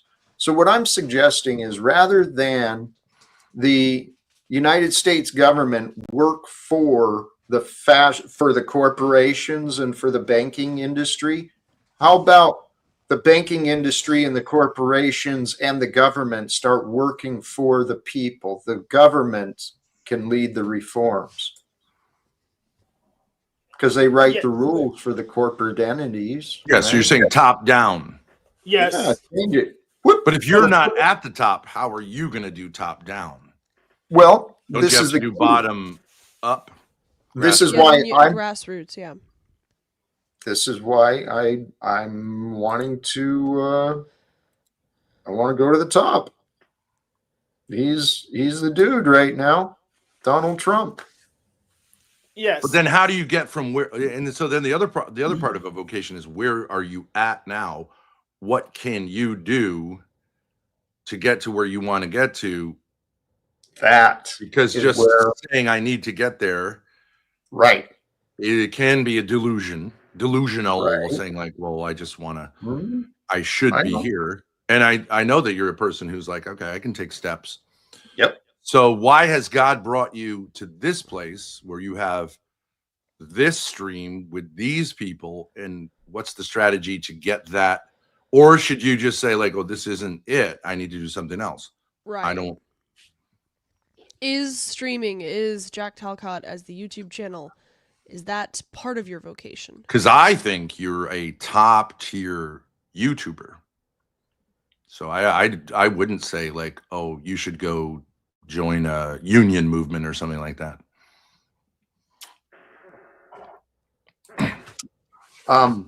Well, here's the reality. I got this idea of trying to communicate with people in charge, right? Mm-hmm. Yep. I thought the Postal Service could be a path into the into Congress because I witnessed my national union. We spent a lot, right? We spent a lot on politics and have direct connections to legislators. Well, this guy, Jonathan Smith, he's the National Union president. He doesn't know me. We haven't met yet. Mm-hmm. But he's one of the men I want to introduce myself to. I've left a couple of messages for him already. This is what I was talking about. There's people I want to talk to that I know could help me. If I can get a conversation with them, then maybe I've got a chance, right? Okay, so it seems like you're really focusing on that you want to talk to politicians, which is fine. This is your want. Yeah. This is but Jack, if you spend decades in the Postal Service, if you think about it from a mystical point of view, the Postal Service is kind of like the communication, right? Like it used to be the way people talked. And like, if you look in the Bible, like a lot of those are letters, and they weren't delivered by the USPS, but like, no, right. They were delivered by people to other people in written form. Yeah. And so it does seem like a lot of times things that might seem accidental, like, okay, I got a job with the Postal Service, are actually clues as to what God may be doing or asking you to do in a different way. That's true. That's true. You know, so how do you bring, because a postal service, a postal worker is both like a regular guy, but also a federal employee. And if you screw around with a postal worker, you get in big trouble, right? As far as because you're basically screwing with the federal government. So yeah, the federal employee, yeah, pretty sure. Yeah, like even when we lived for a while in what would be called the ghetto, and it was interesting because the ghetto guys knew you don't mess with the postman. You do not mess with him. Yeah, because that'll Jack, bring. I want to ask you a question about your gifts. Do you think that you're a good liar? No. Do you think that you're manipulative? Yeah, I can be. Yes. Is that a gift? Is that a gift? Well, wait. Let me cook on this. Wait, hold on. But manipulators are generally good liars. Yes, they are. However, what I do, and I guess in some perspective, it could be considered a lie when I just, when you like release the truth in the right way, right, to lead a story in one direction. That's a path that is somewhat of a manipulation, but I'm not saying like, can you tell a good story? Because obviously you can. What I'm saying is, my point being, talking to politicians almost always requires you to be good at lying and manipulating. That is the basis of communication that they operate on. They don't They don't really respond to honesty, and they're professional manipulators. It's the name of the game. It's the name of the game. Like, you can love them or hate them, but it's like being a lawyer. You go into court, you're not really prioritizing honesty. You're prioritizing manipulation. Well, Grace, can I clarify? I think Jack is saying I don't lie, but if I had to, if I wanted to lie, I'd be pretty good at it. That's like two different things. No, he said he was not a good liar. No, I'm not. I don't think he's a good liar. Tried. Yeah. Well, but what I'm saying is if you were just given it had nothing to do with anything moral, and it's just like try to convince someone of something that's not true. In other words, like, all right, you know what I'm saying? If pressed into it, sure. I'm sure it could happen. Now, regarding what you're saying, though, politicians and many, not just politicians, people in many different professions and just ordinary society, they've gotten away with lying. Yeah, lots of people, they're used to lying. And I get what you're saying. They're used to this certain exchange with people. Well, it is my intention to bring something different. Okay. Well, okay, but here's my response to that. The common person, like watching a video or something, may respond to honesty. Like Tucker Carlson does this thing where he's like, he has this affect. I think he's smarter than he pretends to be, obviously, but he has this affect of saying like, I just want the truth. I'm just honest. I'm just looking for honesty. No, let me say, Grace, Jack is not a politician. No one's gonna argue that Jack isn't sincere. He's totally sincere. Agreed. I actually think Jack's fault is that he's overly self-critical. I think that's not a gift. You will let people drag you into like defending yourself when you have no obligation to defend yourself against them. Jack, believe it or not, Well, they say you have the opposite problem, that you're not self-critical. So, Jack, believe it or not, I've been where you are before, and I've learned to let go of manipulation and follow the path of technique instead. That way, I could still get to my goal without having to manipulate control, because the universe will provide. Hank, I'm actually in line with that, and this is what I want to bring up. There is a specific technique, right? There are techniques to communication. I've been studying, and I've got in my mind these theories and ideas of how it can be executed, but the principle is pretty simple, right? Mm-hmm. You connect to people as people, right? And those congressmen and women, I think many of them have forgotten what it means to be human, to be a people, to be an actual human that cares and gives a shit. Because if they gave a shit, we wouldn't be bombing, little girls that go into school. That would have ended a long time ago. But what I've been learning sincerely, this simple process, we communicate with love. I've been practicing that, right? Online has been an opportunity to kind of press myself. Yeah, Jack, we've been trying for years. It's time to admit to ourselves that mind control doesn't work. We have to rely on rule systems to get our goals. I'm talking about the rule systems. I'm talking about the way that love rules and the laws of love. The laws of love require honesty and transparency. And our U.S. government is not filled with honesty or transparency, nor are these politicians, nor is Donald Trump. That's why we have the espionage and the covert. It's why we have profitable prisons and debt slavery. You get it, Jack. The politicians do not currently follow the rules of love. They follow rules of, I guess, legal, lawful. There's a distinction. Legal is not lawful, right?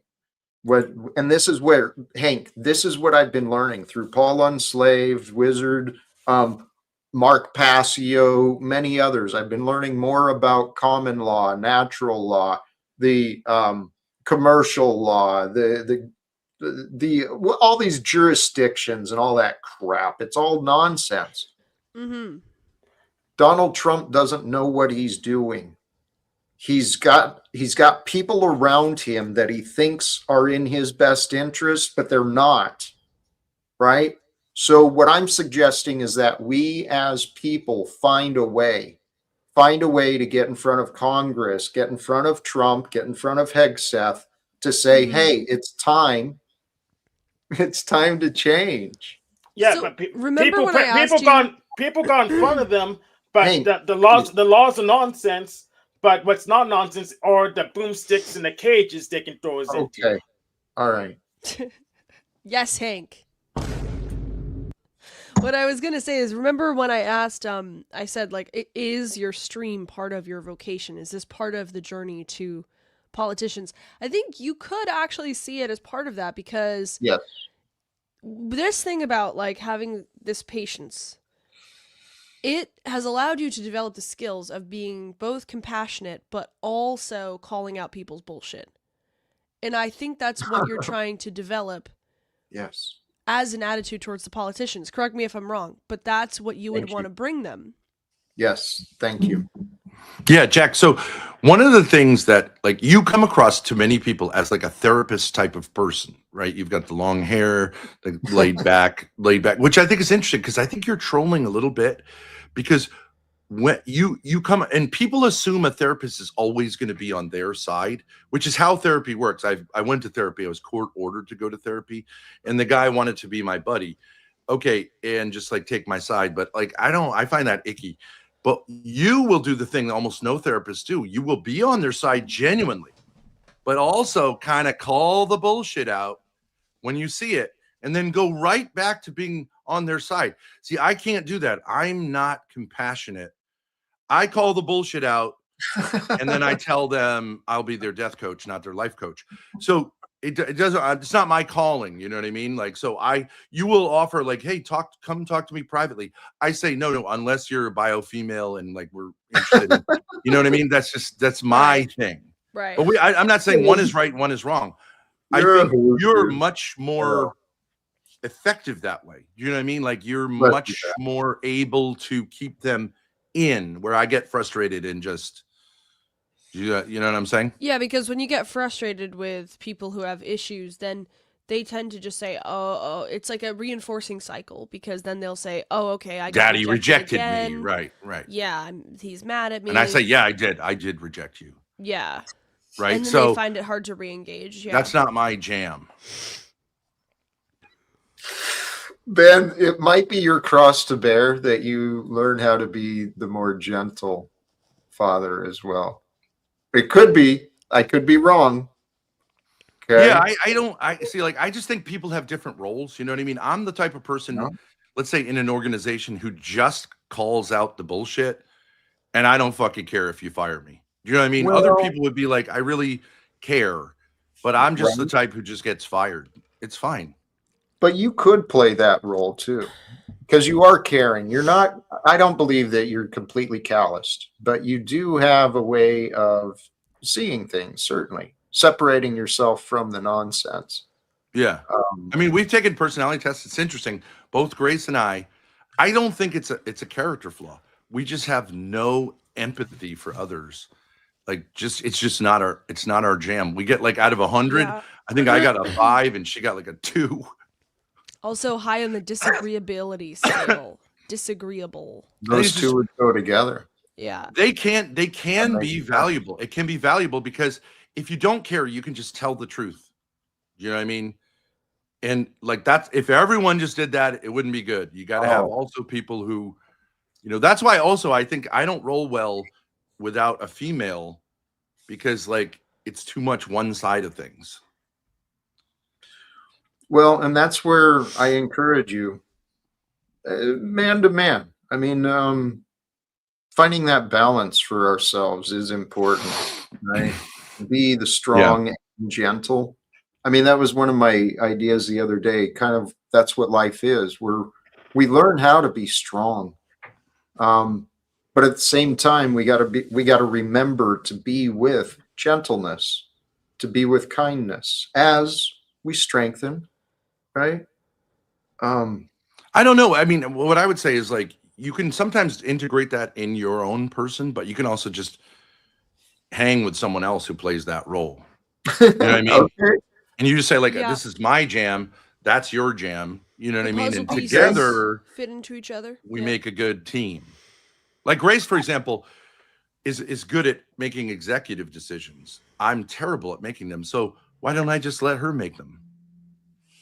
I was thinking yesterday, I never realized it, but I have no money and I never want to have any money ever again. It's very freeing to say, like, there's someone I trust who doesn't mind taking care of the money. So you can say I'm not a real man because, like, I don't actually make any financial decisions, but like, I love it. And like in a monastery, a monk doesn't make any financial decisions. He just says, like, I'm not doing it. And, that's okay, I think.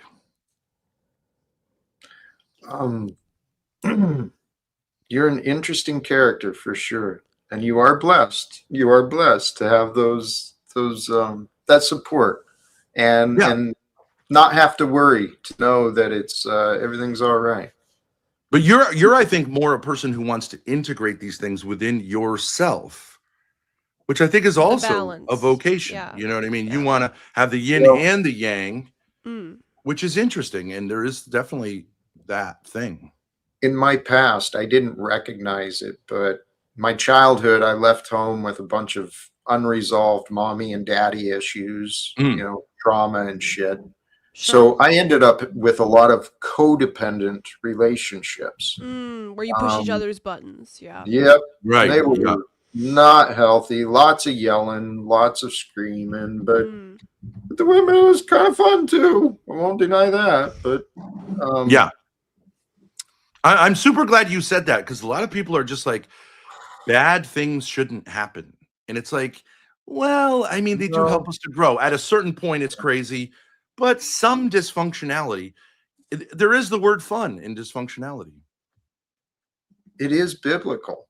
I mean, it really is. The relationships and every bit of life, it helps us refine. And those challenges, I mean, I look forward to exploring what a healthy relationship will mean, what it'll be like. Because Grace, today, bless you, what you put down is evidence, right? I didn't write it. I didn't come up with it. I didn't write it down, but specifically with the gentleness with younger people. I'm still trying to figure out, how the hell do I get my son's attention? Well, maybe finding your son in other people could be a stepping stone. Because I know that obviously this thing about like you have patience with young men comes from watching your channel, but the guys you have on here are generally not really that young. They're like in their 30s. Yeah. And so they're already somewhat set in their ways. I think you need to network. That would be my suggestion. With younger streamers. If you can find them. That's also a way to connect to your son. If you have interesting content and relationships with kids his age, I think he would at least see that. If he ever saw it, he would be like, oh, okay, well, my dad kind of gets me in a way through other kids. Could be wrong, but lead by example. Do you know what I mean? Like I've always said in our situation, Grace and I being successful would help her siblings to recognize what's true. Me talking about whether or not I groomed my daughter to them, their sister, doesn't make any sense. I'm not going to talk about that. Yeah. It's gross. I will prove that inherently humiliating. If I care, yeah, exactly. If I prove about caring that I made the right choice, then the way to prove that is through being successful, which is true. That's just true. Yeah. The proofs. Lead by example.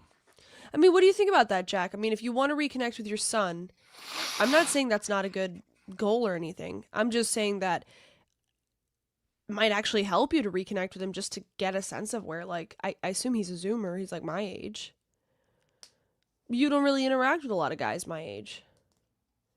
So it would be probably easier to interact with online guys my age than just to jump from not doing it at all to doing it with your estranged son. I mean, that's got to be awkward.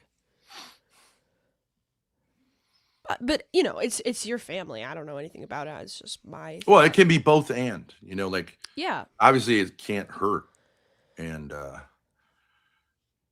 no, I'm I'm open to everything, especially networking.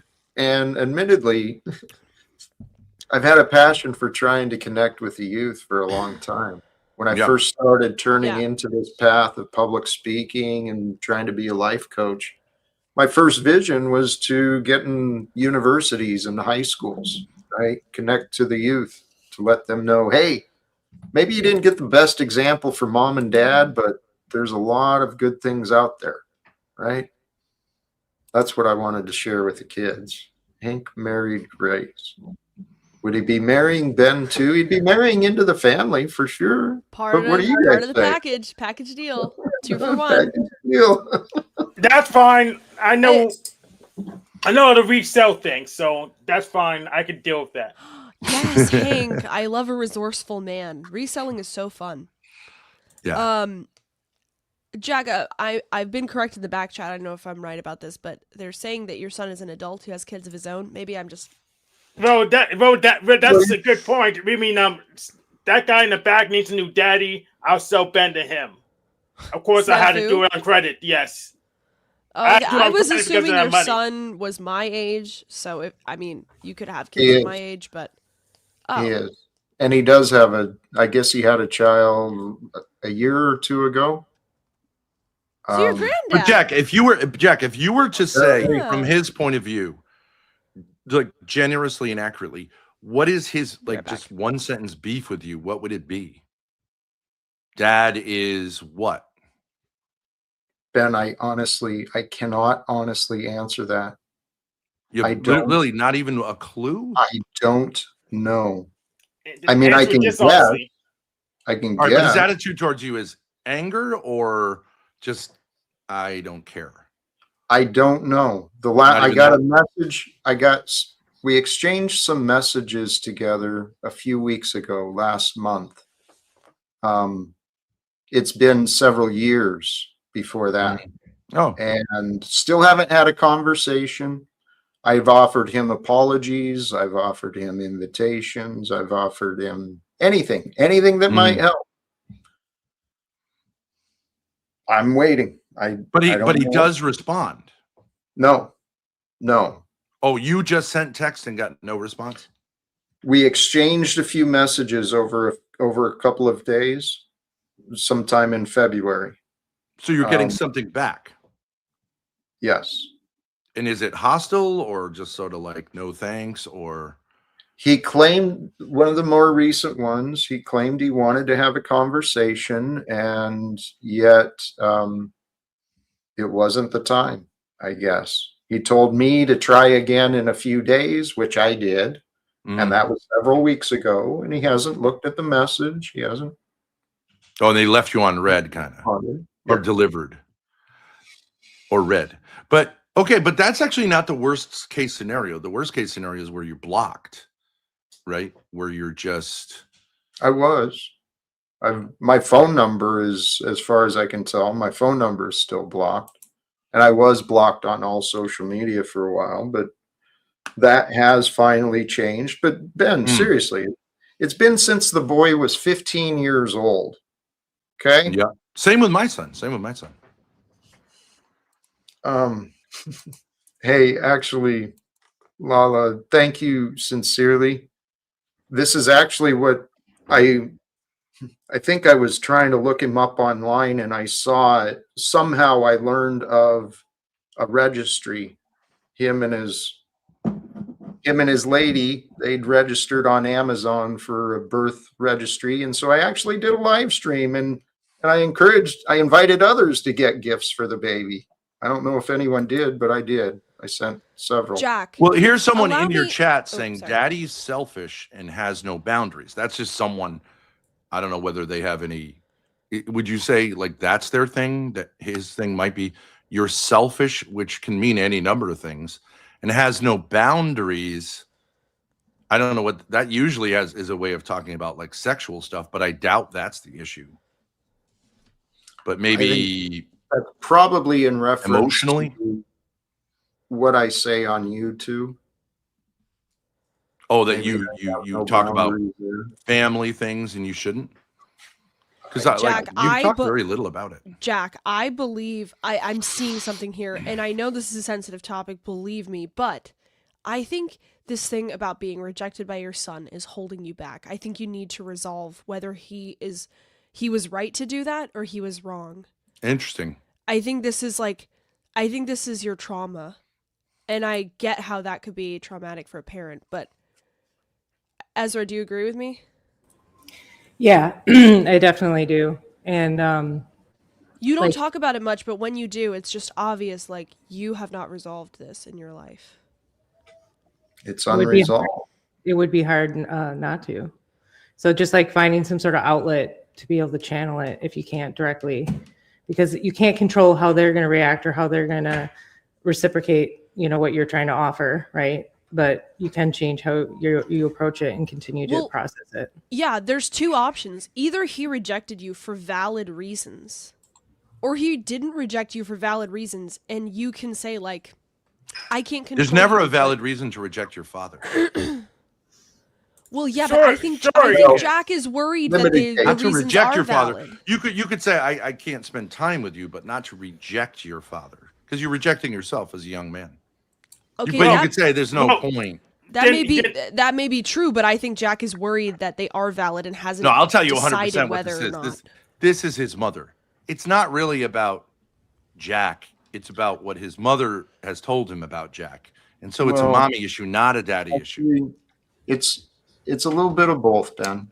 I mean, because I recognize in hindsight, I didn't have a father growing up. I had an angry stepfather for a while, and then a single mom. and I didn't really have a good example of a dad growing up. So I did the best I could, but clearly I failed. I had an alcohol problem after the marriage ended.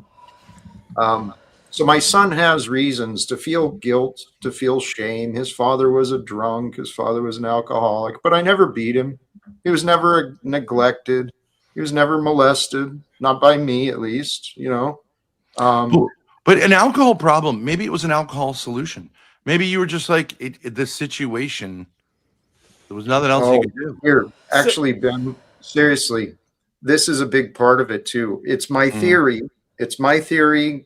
Well, God is using all of us. I'm quite confident God is using me. It's been shown to me. It's very likely. And my son is not religious. So what is happening, what I watched, is the sins of the father being passed upon my son. I saw my son developing the same pattern of anger at 15 years old, the exact same thing I did, you know? And so I watched him falling away from me. There was nothing I could do, but I became a man devoted to God. My son was not raised with religion, not in my home, at least. And his mother identified as a Catholic, but not really practicing, you know? So did you choose not to raise him religiously? Hold it, Jack. Jack. So God gave us an opportunity. The person doing the intentional community things that I told you about from an hour ago is literally on your panel right now. I didn't even call her. God brought her here. I guess. So we can try to move forward now. How are we going to change the country? Good evening, everyone. Good evening, Scott. I just think that when a family member rejects you, I just know this from personal experience, it can just get to your self-esteem on a level you don't even realize until you say, like, that was, you know, you just resolve it one way or the other. It just gets to you. A son should never reject his father. And if he does so, he just does it to his own detriment. But Jack, you say he has valid reasons. Ben, he has nothing to do with the way that you treated him, right? So you say, I never beat him, I never molested him. No one doubts that's true. Okay, that becomes problematic. Ben, think of it like he has a Courtney with his mother that caused you to drink. Okay, what does that have to do with him? That doesn't mean you rejected him by drinking. Sometimes there's nothing you can do. Exactly, and sometimes you have to wait for them to have some sort of life-changing event to alter their perspective, and then it'll hopefully come back to them reconnecting with you. But it's hard, right? That in between time is really challenging, which is why it's best to try to use your time, which I feel like you are to some extent by doing this show, by reaching out to others and trying to get other perspectives. And then this is a legacy you can carry with you outside of here. Speaking of which, I think we talked about this. You should be a part of our documentary, as well as the Thorpes, about the Panaverse and human dynamics. And what that takes, you know, these kind of involvements. So, tell us about the documentary. Yeah, what is it? So it's we're calling it the dynamics of internet clout, but just sort of like what brought most of us together in the space. Like a lot of people don't even know what this is. We started going out on the street the other day, just like asking strangers, like, have you ever heard of the Panaverse? And what is your perspective of people coming together to sort of shoot the, you know, shit, more or less, excuse my language, trying to be more proper these days, go to church. Anyway, just saying that, like, we're trying to break down and help understand, like, why do we come together like this? Like, why are we so invested in each other's lives when we don't know anything? When you guys know, it's so different when you're face to face with somebody and the body language you give off, you know, so why does this continue? Why do people need to posture against each other when it's clear, like, there's certain groups, certain dynamics that make a group of people work together or a community work together. So how does this community stand out differently, and sort of what does that mean with the world right now as well? So I would consider calling it Boyd, not the Panaverse. Boyd, yes. Boyd is bigger than, because the Panaverse, you're just talking about like these kind of panels, but Boyd is a little bigger because you have individual creators also who are kind of streamers in the same world, but they won't panel up. Yes, very true. Somebody recently today said she wants to get a shirt that says "Make Boyd Great Again" because of you guys. Actually, that is my intention. because I identify with this Boit, and I intend to become something great here pretty soon. Yeah. Because what if it's possible, Ben? You said it right. A child shouldn't turn away from the father. Look at mankind as the children, and our Father we've turned away. Yes. Right. 20th century. I've wondered and I've prayed and Sorry. Jack, here's the mistake you're making. Don't focus on being great later. Focus on recognizing your own greatness now. You're already great. You just need to recognize it. Hank, can you like wake me up in the morning with affirmations? Yes, energy. Yes, absolutely. But I disagree with Frank. I disagree with Hank. I think you have to recognize your greatness and also your potential. I've had this conversation with women a billion times, and they're like, "You have to say that I'm a perfect saint right now," and I'm like, "Fuck you. You are love. You have a lot of things, but like, it's not human to say I'm done." I never said it was done. Should be oriented towards growth. I never said it was done. 100% be oriented towards growth. No, you didn't. Not towards stasis. He who is not busy being born is busy dying. To quote Bob Dylan. You're misunderstanding, Ben. Jack's too hard on himself. That's why he needs to recognize his own greatness now, so Jack, he can actually move. Yeah, there's forward. some truth to that. Jack, I wasn't here, but somebody mentioned you're sending your son text messages or something like that. You try to communicate with him through Messenger. He was like totally blocked, and then the blocks stopped, and it's been kind of. We exchanged messages a few weeks ago, last month, and Jack, would you say? Would you say it's like Courtney, is influencing Ben's kids? Your ex is kind of influencing Dominic. Oh, I know she played a big part in that. Clearly, I mean, when he was 15, it was her who violated the parenting agreement. I mean, she violated the contracts, not me, not my son or our son, but ultimately the similarities are there where Ben, Like I can give you an example from my experience. At one point, so there was a lie that I had abused the kid's mother, which I didn't care. Like, say whatever you want, restraining order. But she also said, she just said, I abused all the kids. No example. And the court let it pass. Okay, so then at a certain point, I was given visitation rights. Okay, that I could go under the supervision of two old women at a courthouse and talk to my kids. I did it a couple times and I was like, fuck this. This is a humiliation ritual. I'm not participating in this because there's no reason that my kids should see their father humiliated and have this old lady say, we can't talk about that. I was like, it's a humiliation ritual. I'm not being a good father to participate in that. So fuck it, I'm not going. And then of course their mother would tell them, well, your dad didn't care enough to go. And it's like, they're going to have to figure that out. So Jack, here's something interesting. In the 3 or 4 years I've known you, you never say anything about talking to the mother. As I said, I'm looking for people willing to help strategize with me. What is a path for me to achieve a conversation with my son? In that conversation, how do we strategize accomplishing this? Yeah, mom is a direct path, of course. Right? Jack, can I suggest something? Let me. This is not for everybody, okay? But I recently told my siblings that I'm not cool with them. And I think they made the wrong choice in obviously rejecting me, which is tough because the youngest one is 14.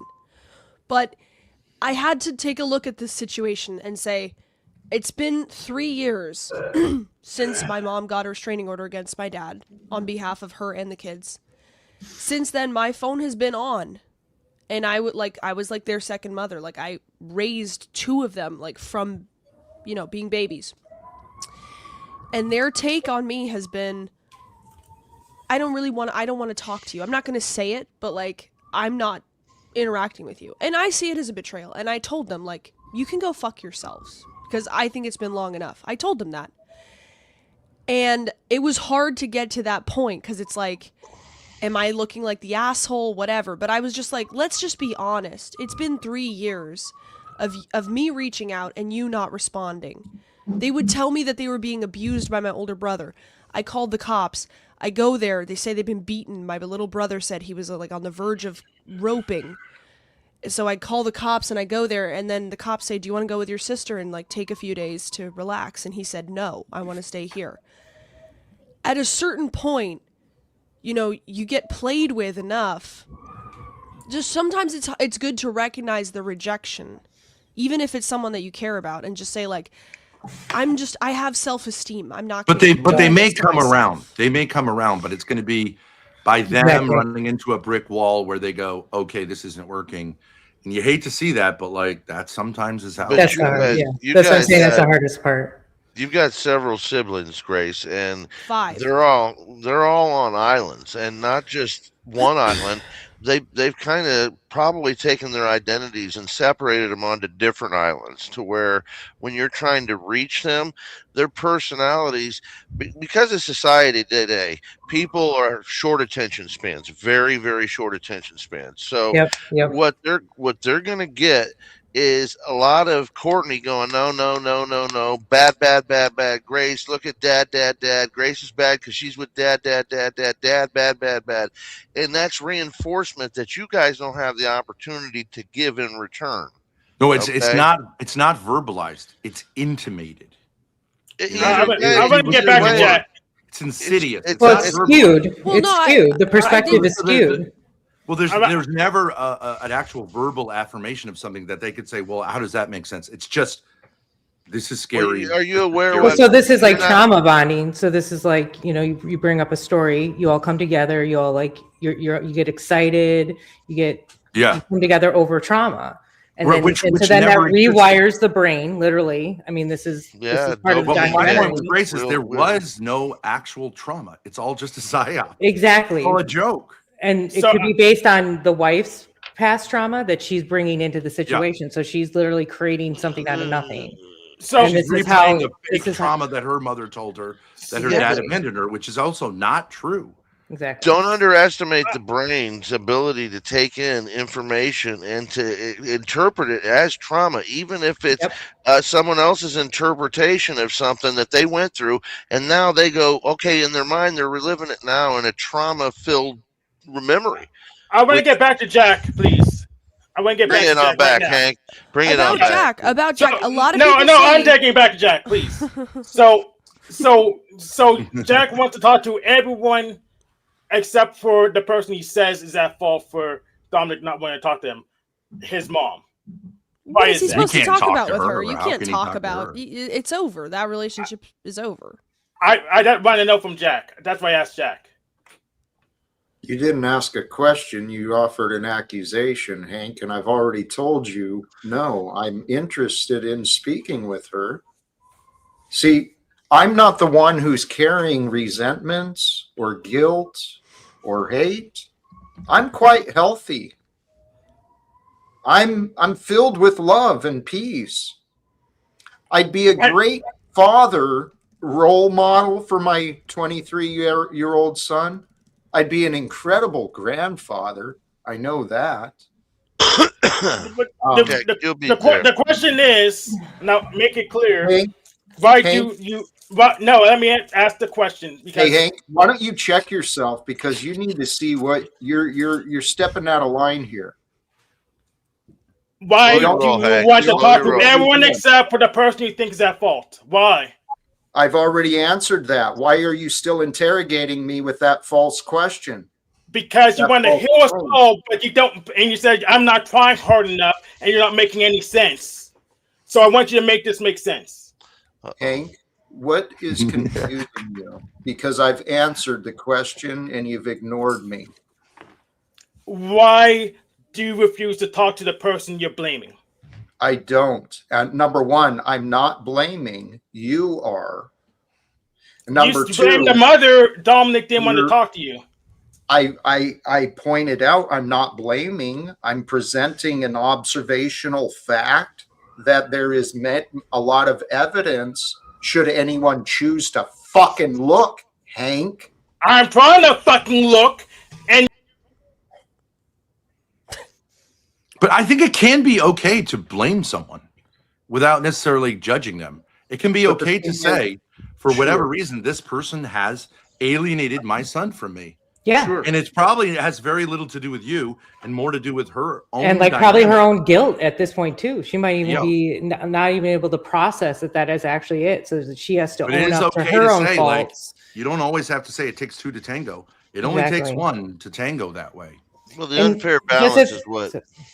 Excuse me. Sorry. Go ahead. No, go ahead. The unfair balance is what you face, Jack, and maybe you as well a little bit, Ben, when they isolate your kid away from you, and then they're able to, influence him, even if you say it's not directly, indirectly, through, just the alienation, it's going to influence them. But here's my take on it, and you guys will think this is super cynical. If their mother wants to do this thing with them, at this point, let her. I don't want to make the case that I didn't rape their older sister. Like, that's intrinsically humiliating. Like, how do you make the case that you didn't do? Like, it's obvious that if Grace says nothing happened, and then I say nothing happened, like, it's fairly obvious that, like, that's not what happened. If nothing happened, do you lean into it sometimes? And I'm not trying to say that you do or you don't, but absolutely, it's totally fine to use humor to deal with irrationality. It's totally fine. I have no problem. So here's the other tricky part. So up until you reach the age of 25, you don't fully develop your frontal lobe.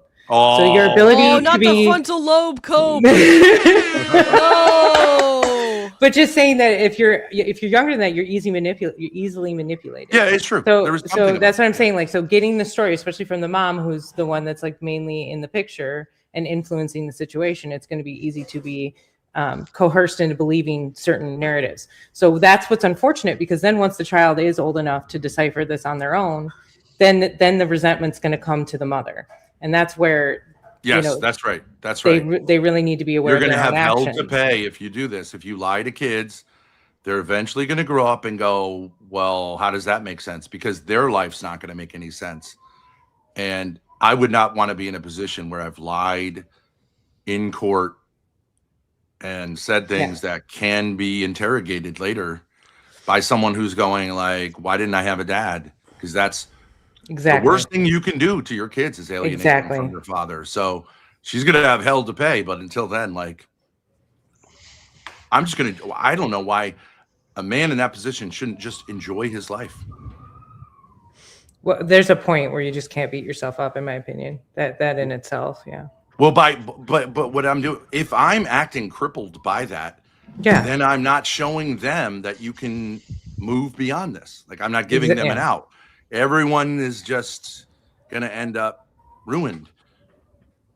Hey, I'm sorry. I am, I guess, going to act it out. I'm sitting here silently. I was hoping to talk about my son or my goals or my topic. The conversation got switched again, and I'm sitting here in the back silently being accused of being a control freak and being bastardized by our friend, being coached, I guess, by our friend Hank, reminding me I can shut anyone up for my show that I want. I try to be polite. I try not to. The real power is knowing that you can do that and not doing it sometimes.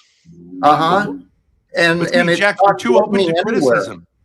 It's not getting me anywhere. Hank he doesn't know all the facts. So why do you take it so personal? You're too open. I'm frustrated with the real life experience again, right? I'm trying to accomplish something, and you guys are not on the same page as me. Well, this has been loosely about his family. Not true. We're talking about you. It has been loosely about you and the whole situation. If you look at the Thorpe situation and that paradox that they're going through is kind of similar. And sometimes it's helpful if you look at a different situation to see your own situation differently. Maybe if there's a different perspective. If you're not cluing in, we can change up a little bit, but that's definitely where it was, Jack. Jack, here's something direct about your son. Have you ever talked to Jesse Lee Peterson? That would be interesting. He's a really interesting person, and he takes calls. Straightforward. And he would takes actually calls probably on fly Mondays. you to LA because you're a really interesting case. You could call He has him a tomorrow. theory. He has a theory about mommy issues and daddy issues that's like really interesting. I don't totally agree with him, but it's like it really does separate a lot of confusion. Is it a little Freudian? It is Freudian in the sense he says the basic thing is mothers alienate kids from their fathers, and that you have to forgive your mother, and then you have to then you can deal with your father. But until you deal with your mother, interesting, you're not going to get anywhere. Plus, it's also content because you call in and then you can review it later. You can review it on your show. It's just a phone call. It's and free. He does not pull punches. He will just. He might fly him out there, huh? He might fly. He has people like streamers all the time. Different people, different experiences. Yeah. He just loves giving analyses of family situations. Yeah. And it's a unique perspective. You might not take all of it seriously, but it would be really interesting to see you talk to him, in my opinion. He's live on the West Coast 9 to 12 every day, pretty much, right? Something like that. Yeah, definitely tomorrow. AM. He's AM. Yeah. I think that's a good idea. Like support groups. It's a framework that might be like, oh, okay, that's a different framework. Doesn't mean you have to accept it, but it's like, it's powerful in many ways because. And also, it's outside of Boyd. Like, he's doing his own thing. He's been doing it for decades. So. You've popped on there before, haven't you, Grace? Oh, yeah. I've called him like 3 times. We're kind of banned now. What was that, Jack? I can try and check him out, but not really looking for another analysis. Okay. I mean, I've analyzed the facts considerably, and if anyone would trust that I know my family, I know the facts. I actually know a number of different ways that would probably work, probably be pretty quick too. But I think this is God's path, right? I really do. I believe God is doing something amazing and unbelievable with us all. And if that's the truth, then God is using me as an example. And there may be some significance to the relationship between me and my son. This live without fear, my path is to really follow the way of Jesus. I mean, and the live without fear is to honor him. The idea of ending wars is to glorify him. I actually think if my son and I were united together, dude, that kid is so sharp. He's brilliant. I don't know what he knows at this point. I miss him dearly, but guys, I've invested in mentorship. I've invested in support. I've made a lot of investments. Now, one of the people I've spoke to is a highly successful coach, and he analyzed me and said that maybe because I lost my son, that's why I'm trying to speak to Donald Trump, have an unachievable goal to replace the loss of my son. There's a partial truth to that. As impossible as it has been for me to speak with my neighbors, right? When I was in Spokane, I could not physically, people were unable to communicate with me. I was unable to communicate with them, right? So when I saw the mystery of that, I couldn't speak to people right in front of me. I'm trying to speak to my son who's known me most of his life. Well, why not? If I can't speak to him, why not? I'll speak to Donald Trump. If I can speak to Donald Trump, it'll make a bigger difference. I mean, talking to my son isn't going to change, it'll change a family's life or a few families' lives. But if I can get the attention of Donald Trump and Congress and actually work towards this mission, right? It's not just me, but that's another path. There's many people associated with Veterans for Peace and all of these organizations and governments. I don't know how to get anyone's attention. Everything I've tried has not worked yet. Well, let me offer what is the criticism, but is a criticism that's actually the opposite of a criticism. It was Hank saying what he said that threw you off. And I'm saying that Hank's a good guy, but he obviously has limited knowledge. Why did that push your button? Like if Hank was to tell me that I'm short, I'm 6'8", I know I'm 6'8", it's not going to push my button to say, Ben, you're not 6'8". Okay. No. So what is it about what Hank said that, like, I think you're too self-critical. That's my criticism of you. But I get that can be the hardest criticism to take. And I would say it's timing too. It's just sometimes it's not the right time. It's not the right energy. Hank has a good heart. Everyone knows Hank has a good heart, but maybe he'll be back. He just wants to cut through something. Maybe it's imprudent the way he does it, but like, it's still effective. Throw you off, Jack. Well, and that's the only other thing I was going to say, Jack, is you definitely have made a difference. You know, it's just not sometimes the way that we have imagined it to look, but you have reached out to others. You have made a difference. I mean, look at how many people come here now, and look how many people know who you are. And even again, like if we were to talk about this what if we did make this documentary and then your name really, or your word really got out? So, and I apologize because I do need to leave, but with that idea, you know where Landry and I are, so we'll be in contact with you, okay? Oh, you're a Landryite, okay. I'm at Landry's house, can you see? No, that's cool. No. You guys Is that where you are? Yeah. Dun, dun, dun. The dun, dun, dun. Okay, but I appreciate the time. Thank you. Blink twice if you're in trouble. Oh, bye. She's gonna be somebody call 911. Yeah, this is trouble. This is a fascinating experience, truly. See, I would say in most of these cases, I'm not speaking of your case, but in my case, like usually when things fall apart in a relationship with a woman, like it's pointless. The problem is actually located elsewhere than what you've done. It's karma. I believe in karma. I believe in all sorts of things.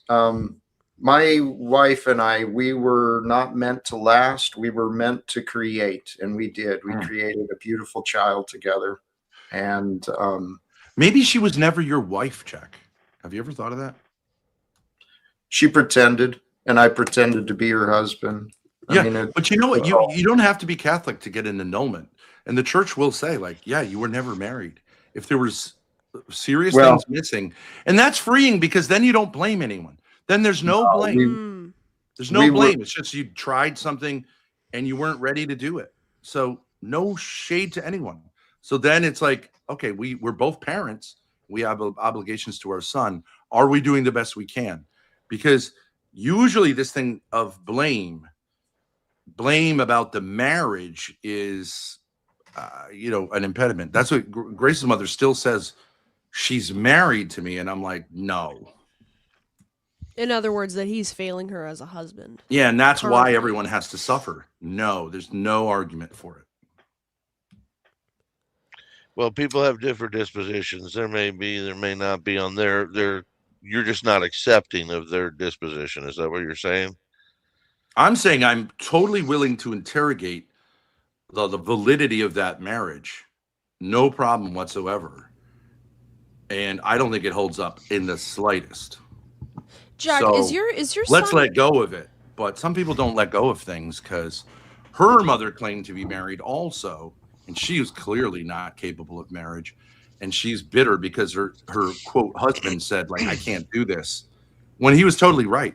She's a narcissist, so you can't marry a narcissist. Can't get married. No way. She's openly a narcissist. She says, like, I am a narcissist. So. Diagnosed. Yeah.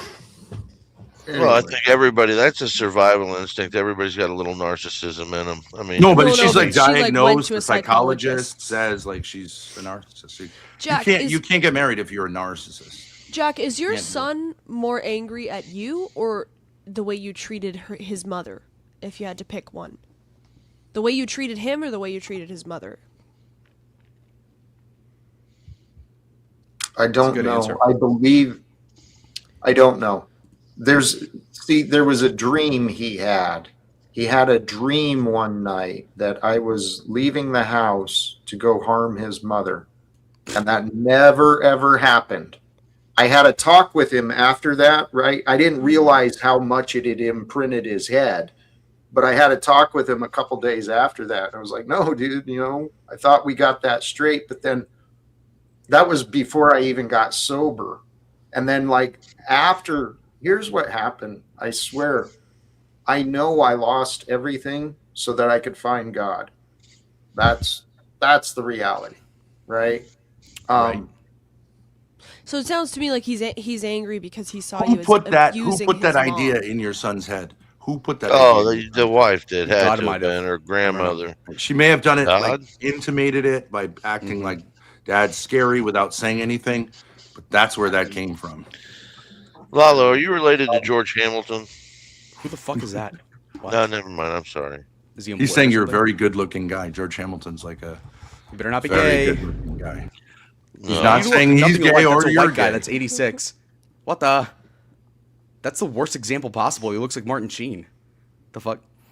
And you look like fucking George Caruso. Like, what the fuck? No, it's ridiculous. Simon. Anyway, back to your son, because I have one too. So you're saying that your son got manipulated by your wife, who's a confirmed narcissist, which none of us are, obviously, least of all Ben and I. And so basically, she subconsciously related to him that to a point to where like ultimately he has like this horrible dream of you being violent, which is not true. You're very passive and you have like glimmerance for life. You look at the air and you just kind of want to suck it or something. I don't know. So I didn't used to be that way. I was pretty dark and depressed for a lot of years. Jesus. So, could we play a gorilla, one of those clips? What the fuck, Talcott shit? You should play something just to give them like a 5-minute Jack experience. Because some of that shit is priceless, honestly. But Jack, if you were pretending to be married and she was pretending to be married and you had a kid, why wouldn't you turn to the bottle? Like, it's like you have to sort of troll it and break it if it's fake. Turn to the bottle? Like, why wouldn't you drink? It's like you either should just cut the shit or just right. I'm not saying it's the best thing to do, but you're saying like this doesn't make any sense. So why should I participate in it? My drinking actually happened the most after she left, because I had put so much expectation on myself and this idea of what a family would be. And then when it didn't turn out that way, I judged myself as a failure. And losing time with my son, that's what I saw that broke me. The loss of the marriage, fuck her. She was a bitch. I don't really care. Let's go. But okay, but can you be a father to your son without being married to your son's mother? Obviously, the answer is yes. Yes, that was my plan and my commitment. But I allowed my emotions. I didn't know how to find resolve and acceptance. I punished myself because I would carried anger and resentment with her. Because before, the facts are, before he was 3, she found a new boyfriend. So the shit wasn't cool as far as I was concerned. How old was he? Well, why not say, okay, so we weren't married, so she found a new boyfriend? Like, that's not a betrayal of a sacred vow. It's just an immature person being immature. And like, why not just say, like, I wish you well.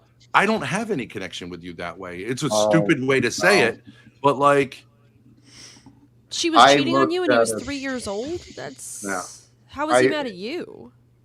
Well, there's a lot involved. I mean, a lot more years since then.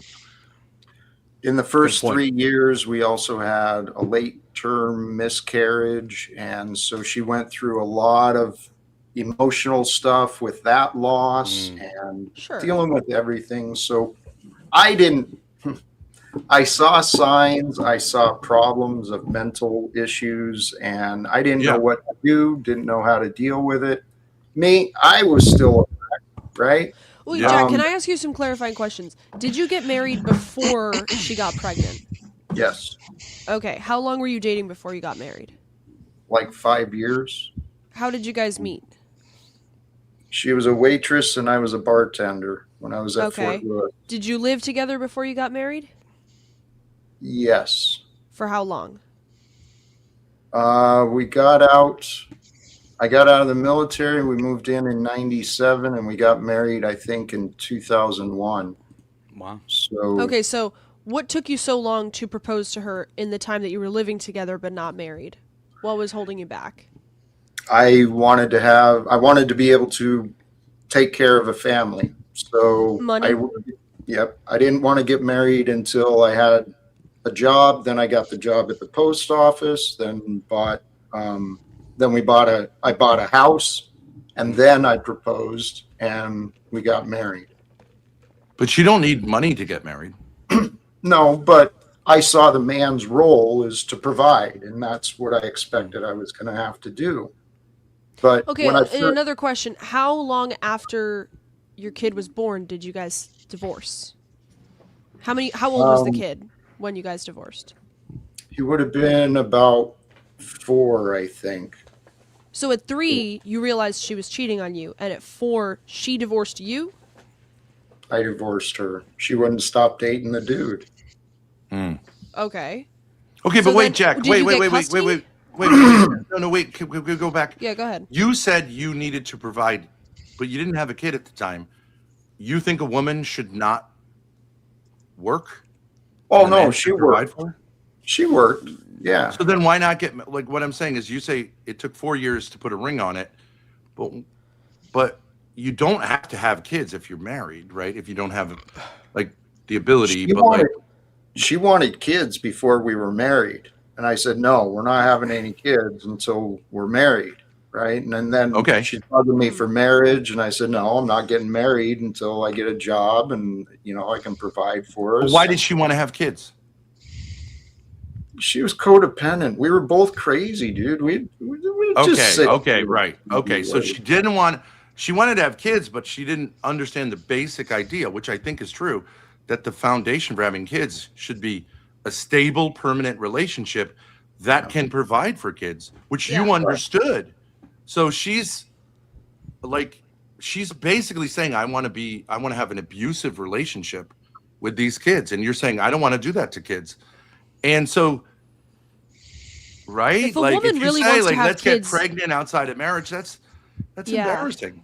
That's weird for a woman to say, I want to have kids with you even though we're not married. Like, why? The sex was good. That may be true, but that doesn't necessarily mean you want kids. Okay, Jack, and then after the divorce, but wait a second. So she wanted to have sex with you, but why? You didn't want to use a condom. Why? Well, I mean, obviously they did it in a certain way, right? But like also not. Why not just say, okay? Why didn't you say? And I understand you're saying sex. I no problem with that. But like, in retrospect, shouldn't you have said like, well, until we get it all right, I'm not doing any of this. You know what I mean? To be honest, part of it was I was a scared kid. Yeah. Okay. Yeah. I was afraid of making mistakes. I wanted to do everything right. I thought I was. Well, you kind of half did everything right. I what? You kind of half did everything right. You said like, no, shouldn't have kids until we're ready for the kids. We shouldn't have the ring until that also. But then like, obviously you were saying in some ways I need to have this intimacy with a woman, which probably had to do with your issues with your mother, because that's my story too. In the 5 years or the 4 years before marriage, did you guys have any trust issues, any breakups, anything like that? We argued a lot. But what I'm saying is, what I'm trying to understand about your son is so this story doesn't really, I'm not saying you're lying, I'm just saying, how do you get to the point you're at with your son now? Because usually kids will hate the parent who cheats and therefore breaks up the marriage, whether it was a real marriage or not. Usually that's how they get angry. So how did we get here? Because Jack actually white knights for his wife. He says like, it was me too. He's too self-critical. Yeah, he takes accountability, and that's a problem. Without going too far, Jack has a few stories that I don't know if he wants to get into or not. But we're going to get off to that or something. Well, no. Are these really good stories? No, I just what influence it would have had over Dominic, your issue with the post office and losing your job and stuff, and how that might have been portrayed by your ex to him. That is part of it. And actually, thank you, Scott, because that is part of it. It all happened all at once. It was like January timeframe, and my son, 15 years old, he's starting to find interesting girls, wanting to date, starting to press back against dad. And, you know, I guess it was more suited and more comfortable. He went to school out of where his mom lives, right? So during Visited the school, you on the weekends or whatever? Yeah. Every other weekend during the school weeks. And then in the summer, we got a little bit extra time together. But, well, Jack, can I say in my case, the way I see my relationship with Grace's mother, we were both codependent, right? So I'd been rejected by my mother, so I wanted to find out from this is so stupid, from a woman who was angry. Why are you so angry? Okay, but when I did discover the reason is daddy issues, I moved on. I was freed. She did not move on, and so like, well, Jack, finish Dominic's 15. He's now rejecting you a little bit or pushing back a little bit, and the post office scenario becomes a snafu. It's all fucked up. Shout out optics. The same time my son was telling his mom that he wanted to take a break from me was the same time the Postal Service sicked the Office of the Inspector General after me, and I was under investigation, and then the labor dispute started. And so people around me, they didn't know what was going on. I guess they were afraid to ask questions, and then they blamed me, right? And admittedly, for a long time, I didn't pursue trying to convince mom to let me have time with him because I wanted to give him space, allow him to do what he needs to do. Yeah, he was 15. He's old. It's pretty old. And during a 3-year labor dispute, I could barely keep myself going, right? I was broke. I was poor. But Jack, do you have an idea that a man should provide for his family no matter what? Because I think that puts a lot of pressure on a man, because if you, through no fault of your own, get into a situation which by like doing your job, you get fired. Okay, like that's not your fault. You do not have an obligation to somehow still like, you know what I mean? That's not a failure of a man. It happens. And a woman is supposed to support her man at that time more than ever. I didn't have a woman with me at that time. I mean, and actually, to me, I saw it as reality. After 22 years not having to look for work, right? The comfort of knowing in my schedule and getting a paycheck every 2 weeks. Man, losing a job, termination, that's capital punishment. It really is. Oh, that was after you split up? After you split up? Years after. So you were getting a steady paycheck. So what the fuck is she doing? How did she justify stepping out on you? You're getting a steady paycheck. You're doing the right stuff. The way you tell the story on stream is like, I'm not criticizing. I'm just saying I thought that what happened was that you lost your job and she left you because of that, and you then went into drinking. It was 10 years earlier. She left them. 10 years found earlier. Somebody else. She found somebody else. Yeah. Real quick. I'll try without too many dates, but 2002, our son is born. Well, we're married in 2001. 2002, our son is born. We're divorced. Just like my parents. Divorced by 2006. Oh no. We were married after. 2006 is when my drinking starts to pick up, and the last years of my drinking was pretty bad. So from 6 to 16, I was an alcoholic. That was her fault. No blame. It was my choice. It was. Sorry. When did you get divorced? What year? 2006. Oh, okay. So your son was doing the split custody thing and grew up with you as an alcoholic. Yeah, back and forth on for a while. And it was supposed to be 50-50 shared custody, right? Because we were co-parenting. That was the plan. But then I got sober in 2016. 2017, at the end, Jack, I had a let me interrupt you. spiritual I'm awakening. sorry. Were you paying her any alimony or child support through any of that? Nothing. Okay. No, because it was intended. It was 50-50. Right. No, I get that. I'm just saying. He wasn't not paying it. He just didn't have it's 50-50. It wasn't agreed on. It wasn't. So it wasn't an issue. And right before, it's kind of funny. It's kind of ironic because the man she met was, I had been encouraging her at work. Hey, apply for jobs, get yourself a promotion, do better. Well, she applied for a job, ended up sleeping with the guy who interviewed her, marrying the guy who interviewed her. Nice.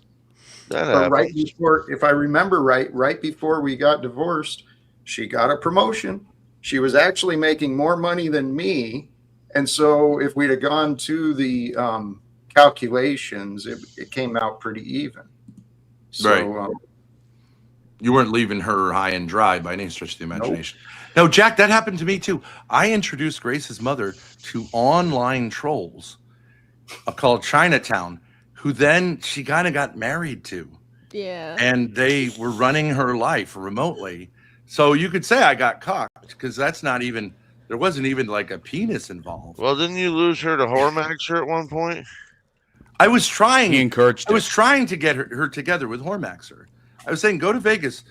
I don't see us as having a marriage, so you're under no obligation. I think you should explore your sexuality because at the time she was trying to explore it with me and Grace, and so like I'm like no. Go do your own thing. Dude. Yeah, she had BDSM stuff she wanted me to do. Sometimes Grace was involved. It was crazy. I was like, no. Well, this women, is out. Jack, do you know Pearl? Yeah, she's really hot. She did a little short talking about men having Jesus in them and women having the devil in them. She says, I really believe that. She's getting weird, but it was kind of weird what she said. I mean, this was a day or two ago. I assumed you were a Pearl fan. No, she's amazing. What's that? I assumed you were a Pearl fan. Yeah. I'm not a fan of hers. I actually came to know her. She was on a debate just recently with really. She lost her ass to. We were there. Young Anna. We were there. Anna we were at that. I think I did. I want to fuck Anna. Yeah. She is. I like her. She looks like my mom. Yeah. But she clocked. I mean, she Jesus, what's her name? Pearl was just stumbled. She was stammering. Stun-locked. Yeah, it was crazy. It was bad. It was a very bad performance. It was like, are you stoned? What's wrong with you? Talk. Speak up. What are you doing? You're just okay. You seeing that out. In person was a trip. It was I like bet that was trip. intense. You guys got to come down here to Tampa. Grace, we'll record some songs with you. But Jack, I don't understand. See, what I see here is like you're always overly generous to women and overly critical of yourself. And so your son sees you negatively because you invite him to. Ben, he hasn't seen me since 2018. It's been 8 years since the boy has seen me. That's awful. So, but what I'm saying is, it sounds to me like you had a breakdown and you recovered from that breakdown. I had a similar breakdown when I was running a restaurant and I kept doubling down on the restaurant. And I was like, I've got to make this work. It didn't work. And then I had to say, I don't need to be successful in this way. Like, fuck it. And the problem was I didn't realize the reason I wasn't successful is because she was a partner with me and she was a terrible partner. So like, it's not on me, but like sometimes you just have to despair of something and go, okay, there's a fundamental problem here. And like, I need to like be real about that. And it can be very difficult to be real about that. It sounds like the woman you got with is mentally ill in a way that you're not. And like, that's not judgment. You're not saying she's an evil person, but like, it seems obvious she's mentally ill. And you had some mental problems, but you were able to resolve them. Jack, what's on your mind? Scott, give me your email in the back chat, by the way. if you can. Well, I wanted to point out again, just so it's clear, regardless of the past, what happened is my family and the career, all that fell apart after I got sober, after I found God.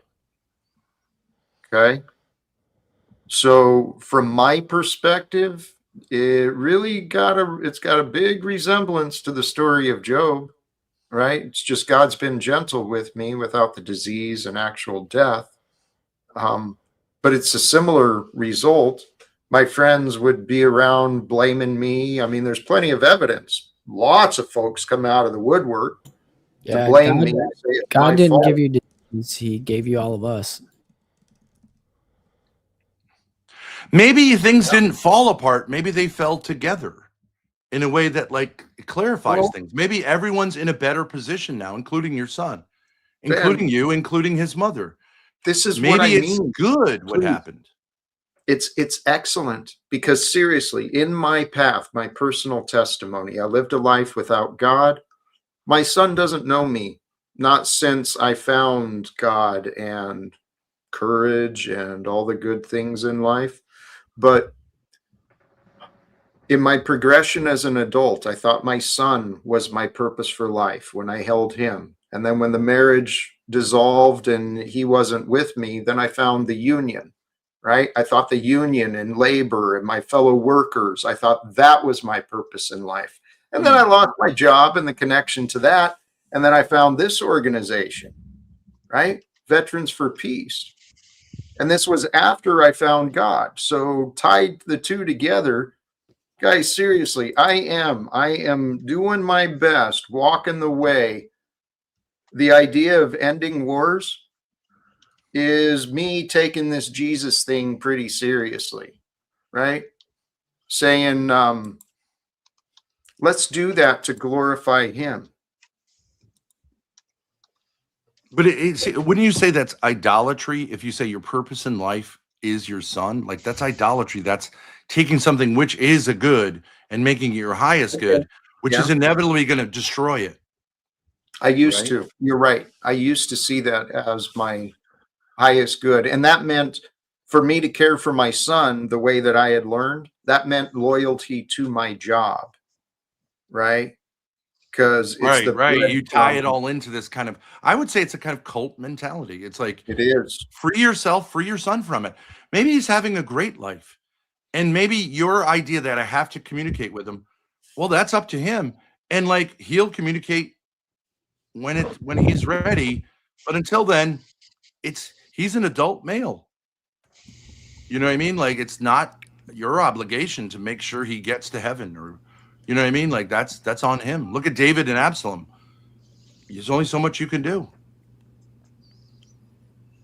Well, Jack, my question to you is that we've been talking about your son for the past half hour, and my question to you is, why do you want to see your son more than like Ben would want to see his kids? Because it seems like he's metabolized and processed his separation from the children more than you have. So what would be the difference of opinion here? I see a future of him and I together. So you're saying Ben doesn't? Well, I don't know what Ben does or doesn't see. Okay. What I do know is that before all this happened, my son and I were extremely close. We were very, very close together. And then it's been 8 years. Earlier, Esra said something about, maybe wait till a life-changing event. Well, my son had a child. I thought that might be a catalyst for him to find some sort of willingness to talk to me. But so far it hasn't. Lalo, my path, what I've learned, I can help my son. I can help any young man, especially like we talked earlier in the stream, young men, I can help them. And my son is a young man who had a mother who carried resentment, didn't really practice forgiveness. And he had me as a father, as an example, didn't practice forgiveness. So unfortunately, my son hasn't had the best example so far. If I can talk to him, Lalo, in a way, I'll be able to make amends. But he may be hearing that as you having an unhealthy attachment to him. Doesn't matter how yeah, he hears I could see it. that. It Maybe matters what's real. Because if you had a close relationship, that doesn't necessarily mean you had a healthy relationship. Correct. It could have been more healthy because I could have been a better father rather than a friend. And I think I played that friend role more than the father role. Regardless, I know I made a lot of mistakes, but it's been 8 fucking years. I've done nothing to harm or threaten anybody. I'm just wondering, when do I get a moment of mercy? You don't. When do I get a chance to change it? But Jack, here's let me just say my perspective. When my sons turn 18, I love it. They're on their own. I have no real obligation to guide them anymore. Thank God. Like, I want to get on with my life. You know what I mean? And I am now just an example to them. We could be friends, could not be friends. I have no obligations to them to like interfere in their life or have a, you know what I mean? And the last thing I would want to be is kind of like, you know, this kind of thing of like the mother who's like, why don't you call me? You know what I mean? Like, he's a man. Okay. You know, like if a mother says, I'm hurt, you don't call me. The reason you have to, you know, the kind of thing is like, well, like, is that appropriate?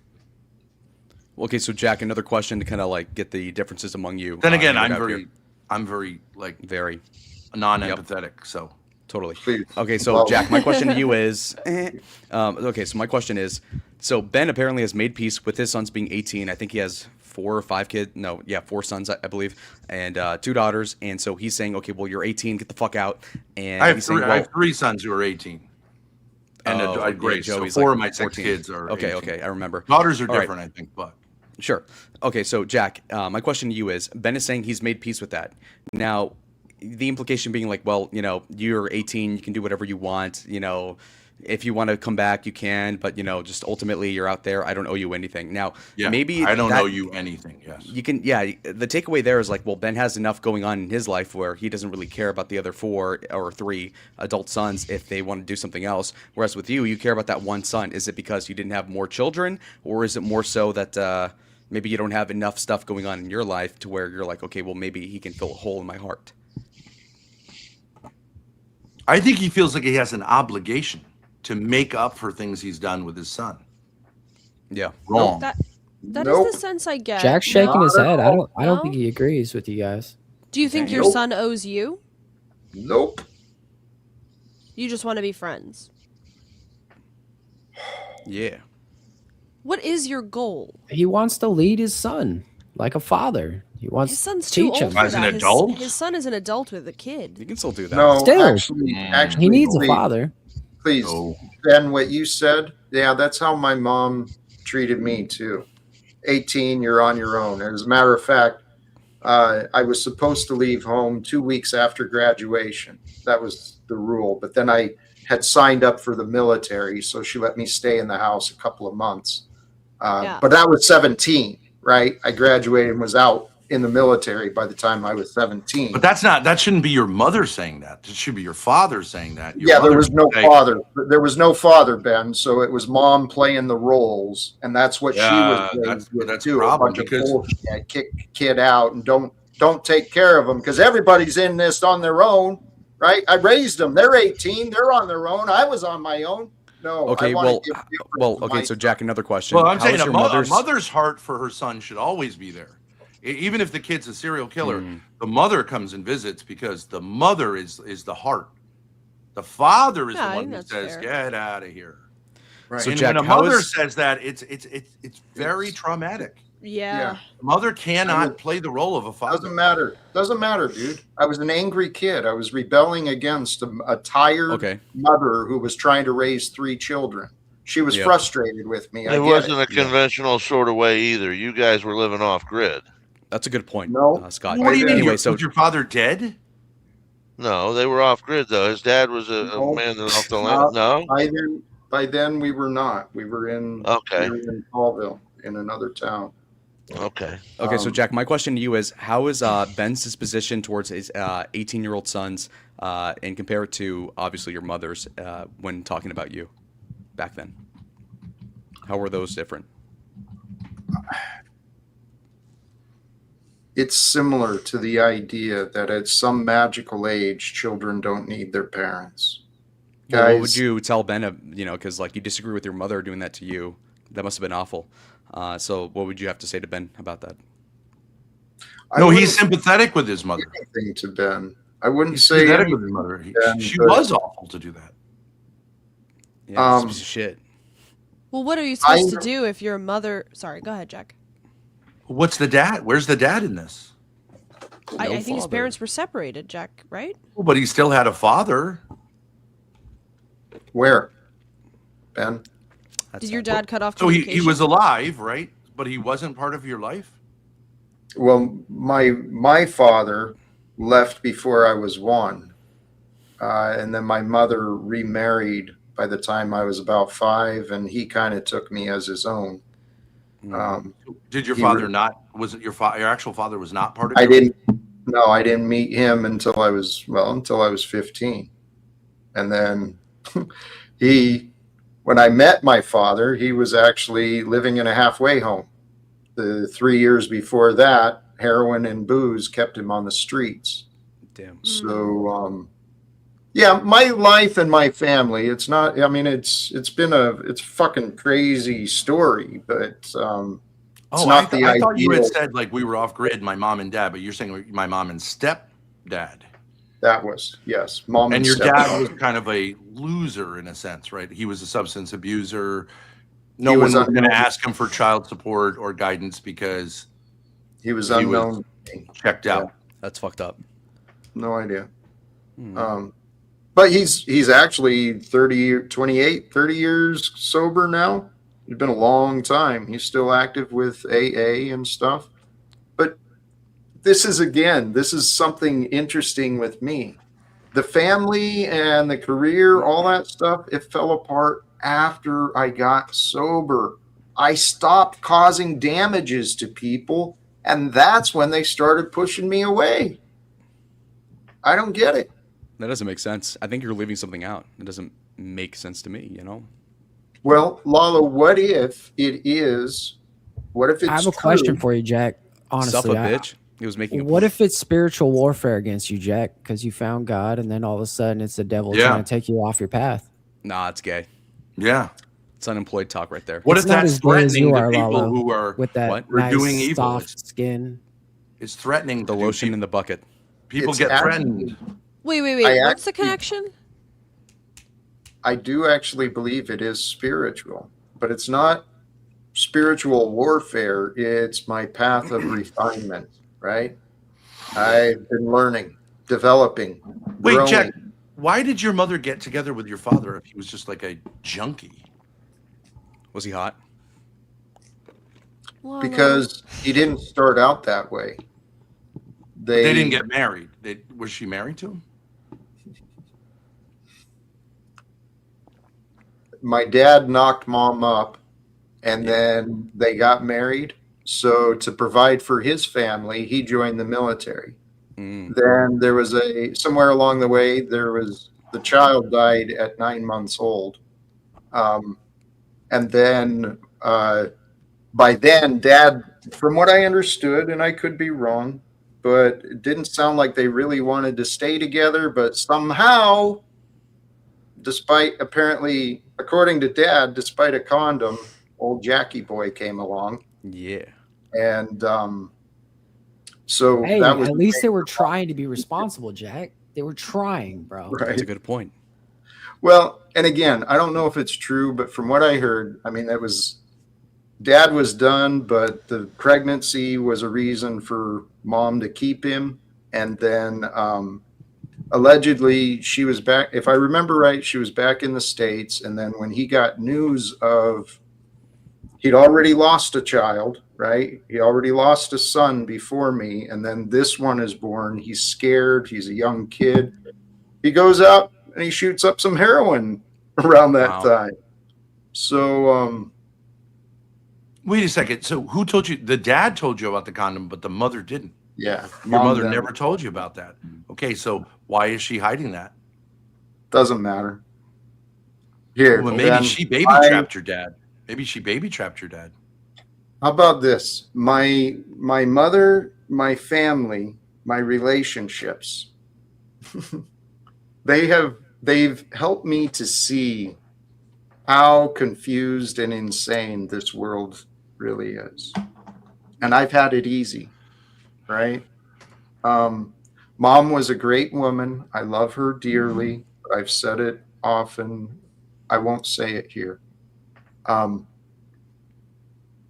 learned some good and bad habits from Mom, right? One of them was dishonesty. That's probably the worst habit I learned from my mother, was that it's okay to tell lies. And when I started going along with that, that's where I bought into the idea that I started lying to myself. Started lying to myself that it was okay for me to be drinking at 15, to be smoking pot, to be chewing.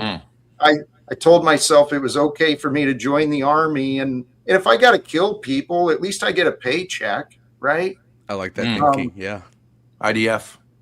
Inshallah. Crazy, man. It's good stuff. Can I ask? But Jack, maybe your mother No, is not a great woman. You should love her because she's your mother. I do. But maybe she's not a great woman in the sense that a liar is not a great person. But that doesn't mean you shouldn't love her personally, but a liar is not a great person. Our world is filled with people who lack respect for the truth, right? Yeah. But they're not great people. Correct. They're very human, but like, why do you need to make your mother a great person? Why can't she just be a person who had her flaws? Oh, hey, but that you love her as your mother. My mother's a hero to me. I mean, I admire her. She's a tough old broad. I mean, she's over 70 years old, still willing to work. And, she raised 3 children pretty much on her own, put herself through college, got a couple bachelor's degree, a master's degree. Jack, can I ask you a question? When you say your mother raised 3 kids basically on her own, I'm not saying you're lying. I'm just questioning. She had a stepdad in the picture by the time you were 5. Yep. Was he not helpful with the kids? Once she left him, no. And actually a lot. Or she left him too. Yeah, she left him. When did she leave him? When I was 15. So your mother's you could say this is interesting because my mother got married to my father, got divorced, had 4 kids with him, divorced him, got married to another guy who actually they had my dad suggested a threesome, or someone did. She got married to the third in the threesome, which cucks my dad, of course. But and then she had 2 more kids and then divorced him. And you could say she's a tough old broad and she has a PhD, but I do not think she is a great woman or a great person. She's a liar. She's a narcissist, but I love her as my mother. But she caused a lot of harm. And being a tough old broad isn't necessarily good. Shouldn't you be a soft old broad? Like, shouldn't you be a feminine You're a subject old broad? Isn't that better than being tough is kind of masculine? What do you have against butch dykes? What? All right, wizard. So Jack, everything. This motherfucker. I think women should be feminine, and if they're not fulfilling their vocation. In an ideal world, yeah, but the world we've been given, it's actually quite unfair. It's not really ideal. It could be, and I think that's the path. I think that's the plan, is it will become more ideal. But the reality is people got to stop lying. I mean, this is why in the bigger picture, this is what I learned from my lifelong experiences. It's time to confront the lies from our governments, guys. Nope. All I would say is if you're soft on women, you're going to be hard on the women in your life. You're going to be hard on yourself. If you're fair-minded towards women, you'll be fair-minded towards yourself. There's no other way around it, because you're going to have to explain why it is there was this dissonance with these women, one way or another. And if you're not fair-minded because you're nice towards women, you're going to end up being harsh on yourself. Hey, we've got another guest I haven't seen in a little while. He's got a look that's kind of intriguing me right now. Just for aesthetics, I'm going to rotate this through. But are you streaming? Because just be prepared. They're not. Tommy? I'm not. No. All right. Please be polite. Welcome, Tommy. Tommy! Have you heard of a hair comb there, boy? Oh, hey. What's up, Thorps? Are you living in a storage unit or what's going on? This is an awesome look. Yeah. Imagine seeing this guy coming down the hallway. Storage unit. Oh, shit. Hey. Chill. No. Hey, Jack, I just want to say thank you for being so upfront because it was a really interesting conversation, and a lot of people don't open up like that. So I understand the story way more now. It's also interesting. Wait, is this the Jack Talcott panel? It is. It is. is. Okay, I thought I was in the wrong place for a second. I mean, you're homeless, so I mean, I don't know. I mean, with Grace's description, Is there a right I place? thought I was in the wrong place.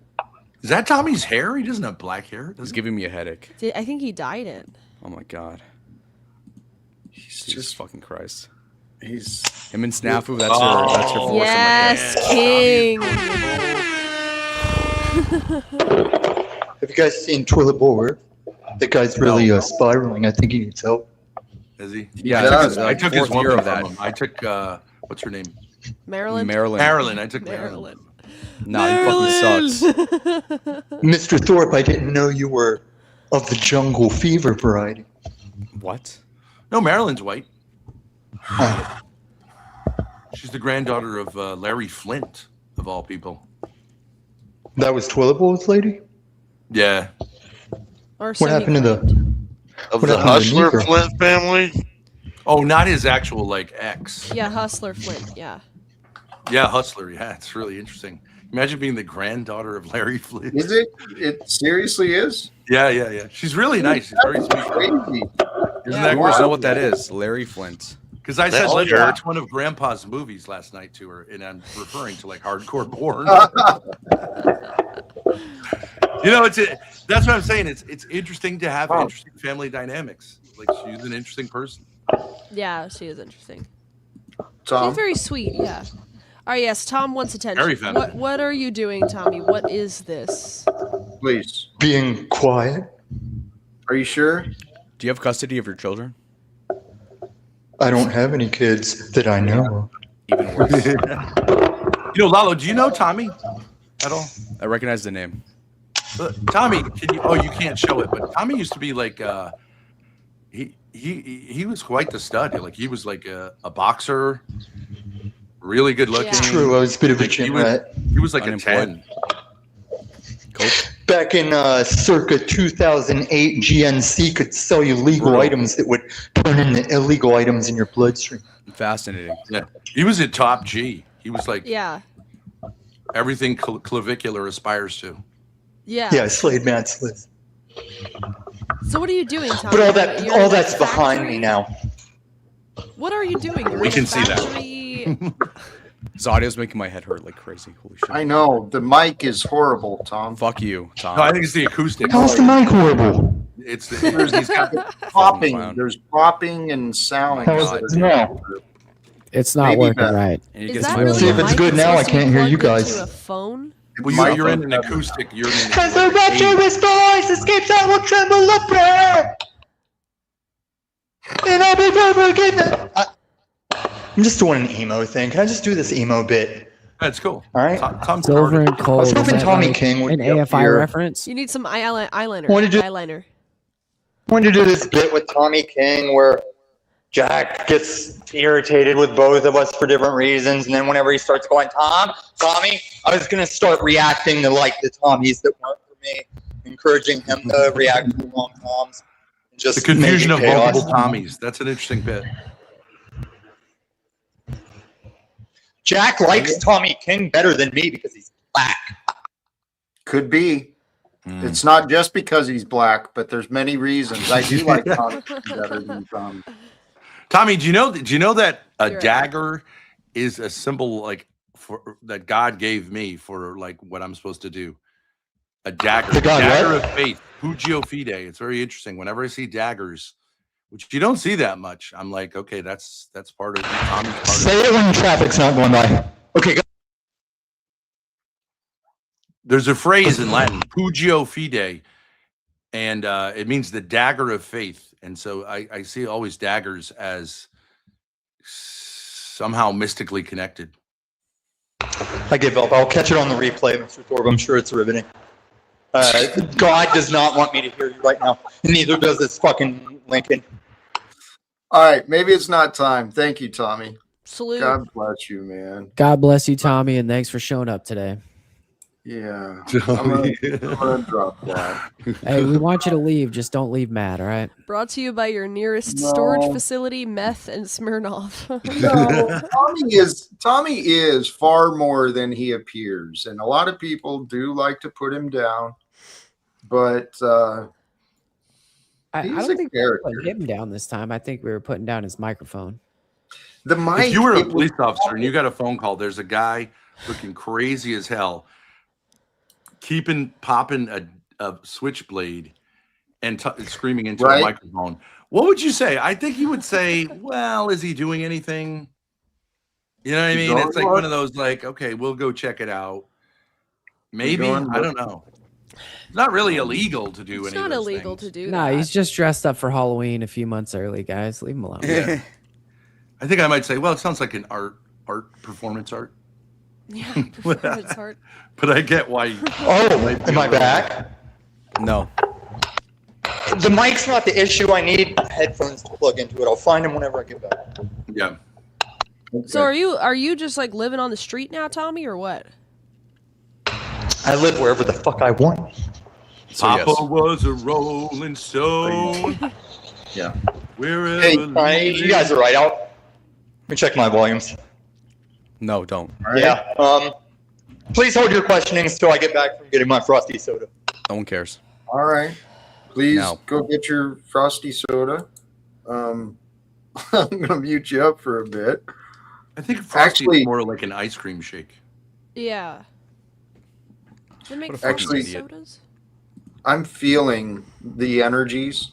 We're going. I mean, it's 3.5 hours already. I think it's time to start wrapping this up. Fuck you. Yep. Thank you, Lalo. I'm your son. He's texting me lines right now. Fuck you, Dad. Shit. He probably is. He probably is. I just burned down a post office just to fuck you over. Yeah. It's tough. Jack, So- wouldn't it be interesting if we could do? You know, they have this porn thing called like daughter switching. What's it called, Grace? Yeah. it Wife does swapping, daughter swapping. If we could yeah. all non-sexually swap sons, you, me, and Lalo's dad, we could each like just switch it and then switch it again. It might be really interesting if I talked with your son, if you talked with my son, if Lalo's dad talked with both of our sons. You know what I mean? It might be interesting because Could be. we could offer different perspectives. Well, I do see that it's something our society has lost touch with, is really the community helping to raise children. Yeah. And we could easily influence each other very, very well. Yeah. I don't know. The internet has a supply-demand problem, which is good for us. There's very little supply of dads on the internet, and there's a huge demand for dads on the internet. There's an oversupply of alienated young men on the internet. And so, like, that's an opportunity where everyone can win. True. I think Jack could be the father of the Lost Boys. Yeah, right. Yeah. Well, I've been given a lot of thought to some of these ideas of leadership. What's it mean to be a good man? What's it mean to be a good father? To me, they all kind of go together, right? A good man is a leader. A good man is a father, can be a father, not just to his child, but to those around him. And what is a father? One who protects, one who educates, one who provides, right? You fucking mod god. Pause. a good man can't be a follower? What are leaders? Who are leaders leading? What if we're all just chiefs out here? Everybody's just I agree with Tommy. A good man can be a follower. Yes. Not if he has kids. Not if he has kids. A good leader. Beta is only derogatory as internet slang. Actual betas are good things because they fall in line, do what the alphas lead. It's not a bad thing. True. But Tommy, you're a Sigma. Sigmas are important. Sigma as fuck, bro. Yeah. You're the most Sigma anyone could I would have to say. ever imagine someone outside of the hierarchy. I'm Sigma as fuck. All right, hey, can we shift it over? Can you come up with some? Does anyone want to go live and shift it to there? Trying to see. Oh yeah. Grace, whenever your father gets sick of you, I'll show you how to do this right. She's looking forward to it. Sounds good. This is your future, Grace. You guys aren't going live anymore, Torps? No, they fell off after I got banned. After I got banned, their content fell off. After all the suitors I've seen come after Grace, Tommy has got to be the worst. That's a powerful statement. Anyway. Jesus. Damn.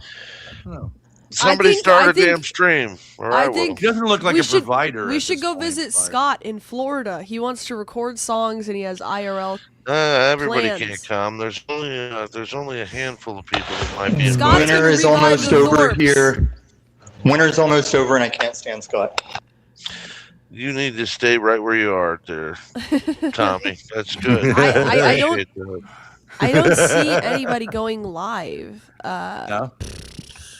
There's Kingsley T, but that's not. There will be a 10-viewer religious panel coming up at 3 a.m. and there's going to be a lot of fun to be had. I could Where go live. is Christian King? Yeah, I know I live outside, but I could go live. Let's go. go. Do it, Tommy. Do it. I mean, you guys can just talk on panel, and I'll show some behind the scenes of revamping panel waste management channels. And like alleyways and. I only do roll-offs. Dumpsters implies like nastiness. I only go where there's switchblade came out of a dumpster. The sooner you Most get of the bikes up, I assemble. What? The sooner you get it set up and started, the sooner, the better chance we've got. Jack is tired of your shit. Yeah. You're his son, and he's aborting you like 40 years after the fact. Jack's still crying that he's invisible. Get it together, Tommy. If you guys need a homeless shelter, I'll open up my stream. Listen, homeless implies against one's will. I am ruthless. Lalo, I came out here. I stayed out here. I'm going to be the richest man living outside. Don't you fucking forget it. Do you have $20? Why don't you send a super chat? Why don't you send a super chat or YouTube? No, I'm a cheap fuck forever ejaculating. No, never. Never. Watch this. No. Watch this scholar in the gentleman. I'm just going to play Madden. Yeah, I'm going to play video games all day. Yeah. Suffer. Yeah. I see what? He put it on the arm. Because I'm a Barrio superstar here. I'm Burt Reynolds. Riveting shit. Hey, little bro. Don't be coming on my stream calling me broken homeless, bro. I'm a murderer. What's wrong with the truth? Reynolds out here, bro. I can't see my son either. I don't have one. What's the Jack, problem? could you touch your face anymore? What's your problem? You just sober up. Jack had a heart-to-heart with other grown men, and he learned a lot today, and as we all did, actually, so I don't know why you're hating, you fucking hobo. Oh, Lalo, Paul is live. Stop pretending. Who the fuck is Paul? What's his Your channel? daddy. Oh, I was trying to do an AFI thing, Grace. Grace, you know the AFI? No one knows what AFI is. Yeah. He's actually picked a song that was before he turned gay. He's just rebroadcasting Fox News, though. They were a great band. If you walk through Hot Topic, you have to know who AFI is. Well, I don't, so. There's like a. Anyways, Jack said he was wrapping this up. So is somebody getting their stream going or what? That's what everybody was talking about the last 10 minutes. Does Jack ever say he's starting it out? All right, wait, I'll fire one. Come on, Grace, fire up the homeless shelter. Let's go. All right. I mean, I got nothing against the Thorpes, doing their stream somewhere else. It's nice to get out. But does Jack ever start? Does one not have to start? The homeless community does not have umbrage against the Thorpes. That's good to know. We're gonna write that down. I thought about starting a channel and giving the keys to Moose, but then I thought back in time and I was like, oh, that might not be the best idea. Just like any dumb woman, you bring up the past, Scott. I've already been forgiven for my transgressions. I love you, man. I love you, man. I love you too, brother, but how can we move forward when we're not living in the moment? Dude, I'm getting a migraine listening to these people. Holy shit.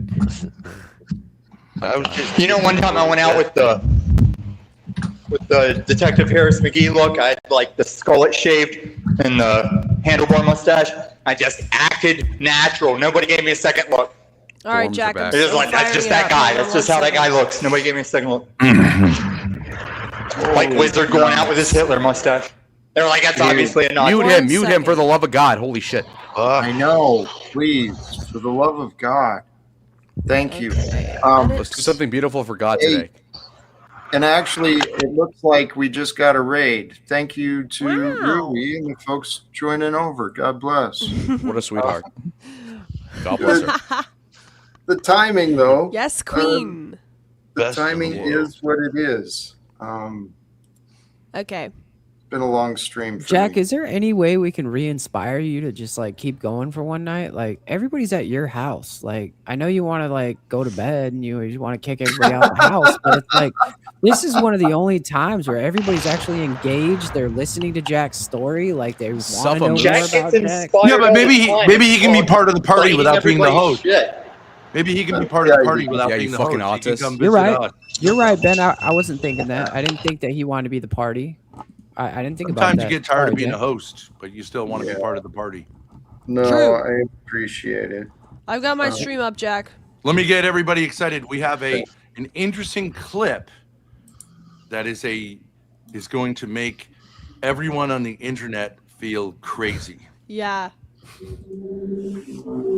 You're all going to. We're being a bit provocative, but upset.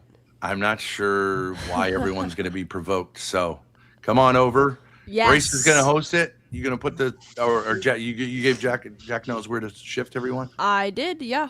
I'm gonna go over there and start it up. See you guys over there. You got a StreamYard link? And we'll Yep, link everyone. We'll link everyone so we continue the panel. So. Yeah, open panel will be pinned. Please. Bye. Beautiful. Thanks, Jack. Thanks, Jack. Thank you, Jack, everybody. I was being selfish, Jack, because I know if the host opens up, I'm not going to have a chance to join them. So I just want to say thank you for letting me up. I appreciate you, Jack. Have a good night, man. Hey, Tom, go live. Yeah, Tom, go live. We won't come. We'll go over to Grace's. What? Yeah, that's what's going to happen because you took too long, dude. Good. I don't want you to come to my stupid live anyway. Well, why not? The low numbers. What? I like having low numbers. And guess what, faggot? I don't have black hair. Whoa, wait. We love Rocker Tommy. We love Rocker shattered the illusion. Too bad Scott just can't take off a fat suit like that. Damn. Too bad Scott can't just take off 20 years like that. Why would I need to, you dumb shit? I know. Why would you stick around? Why would you stick around on this rock that long? Why would you need to? Why would you? Why? Because I'm out here doing Todd's work. You're a security guard at the dumpster. No, I'm security guard to God's people and the animals. And the animals, the trees and the bees. You should have seen me getting mobbed by trash pandas last night. Jack, doing their little trying to get my snacks. Peace, Jack. They were trying to get my snacks while the snow was coming down, so they were coming up giving me the little gurgle sounds. Like I speak that language. I'm on to them. They come equipped with a burglar mask. Okay. Oh, there he goes. Looks like I'm by myself. Blessings to all of you who did join today. What an interesting, fascinating stream. This experience, brothers and sisters, those who are still with me, thank you. I'm going to trust that you're here with me, and I'll get us out of here quickly. We're going to forward over to the Thorpes. You'll catch up what's going on there. Matter of fact, I'll drop the link right now for those who want it. But originally, the theme and the thumbnail today, this idea, I'd rather hear the world say he's taken this Jesus thing too seriously than to hear, depart from me, I never knew you. And these ideas I'm thinking about, the way that Jesus taught is the way of love. The way of love leads one to heaven, right? And you are on this way. You are on the way, and your path will lead you to where you are.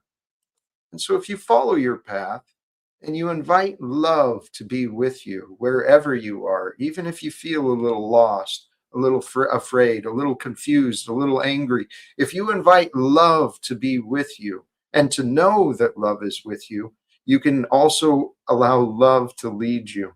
That is the path. That is the way. Hey, blessings. Thank you for that as well, Jeeps. Paulie is live because of the contributions today. I'm mixed because Paulie and I merged. I could be forwarding that way. But it did look like I missed out on his main show earlier. Maybe Beth is going to Insane Wheels, our poll. I am going to wrap it up. Brothers and sisters, sincerely, wherever you go, whether it's online or off, share some love, share some positivity. Remind yourself to be filled with abundance. Let go of the lack. It feels better that way. Thank you again. Till next time, choose love, peace for everyone, and live without fear. God bless us all. Peace.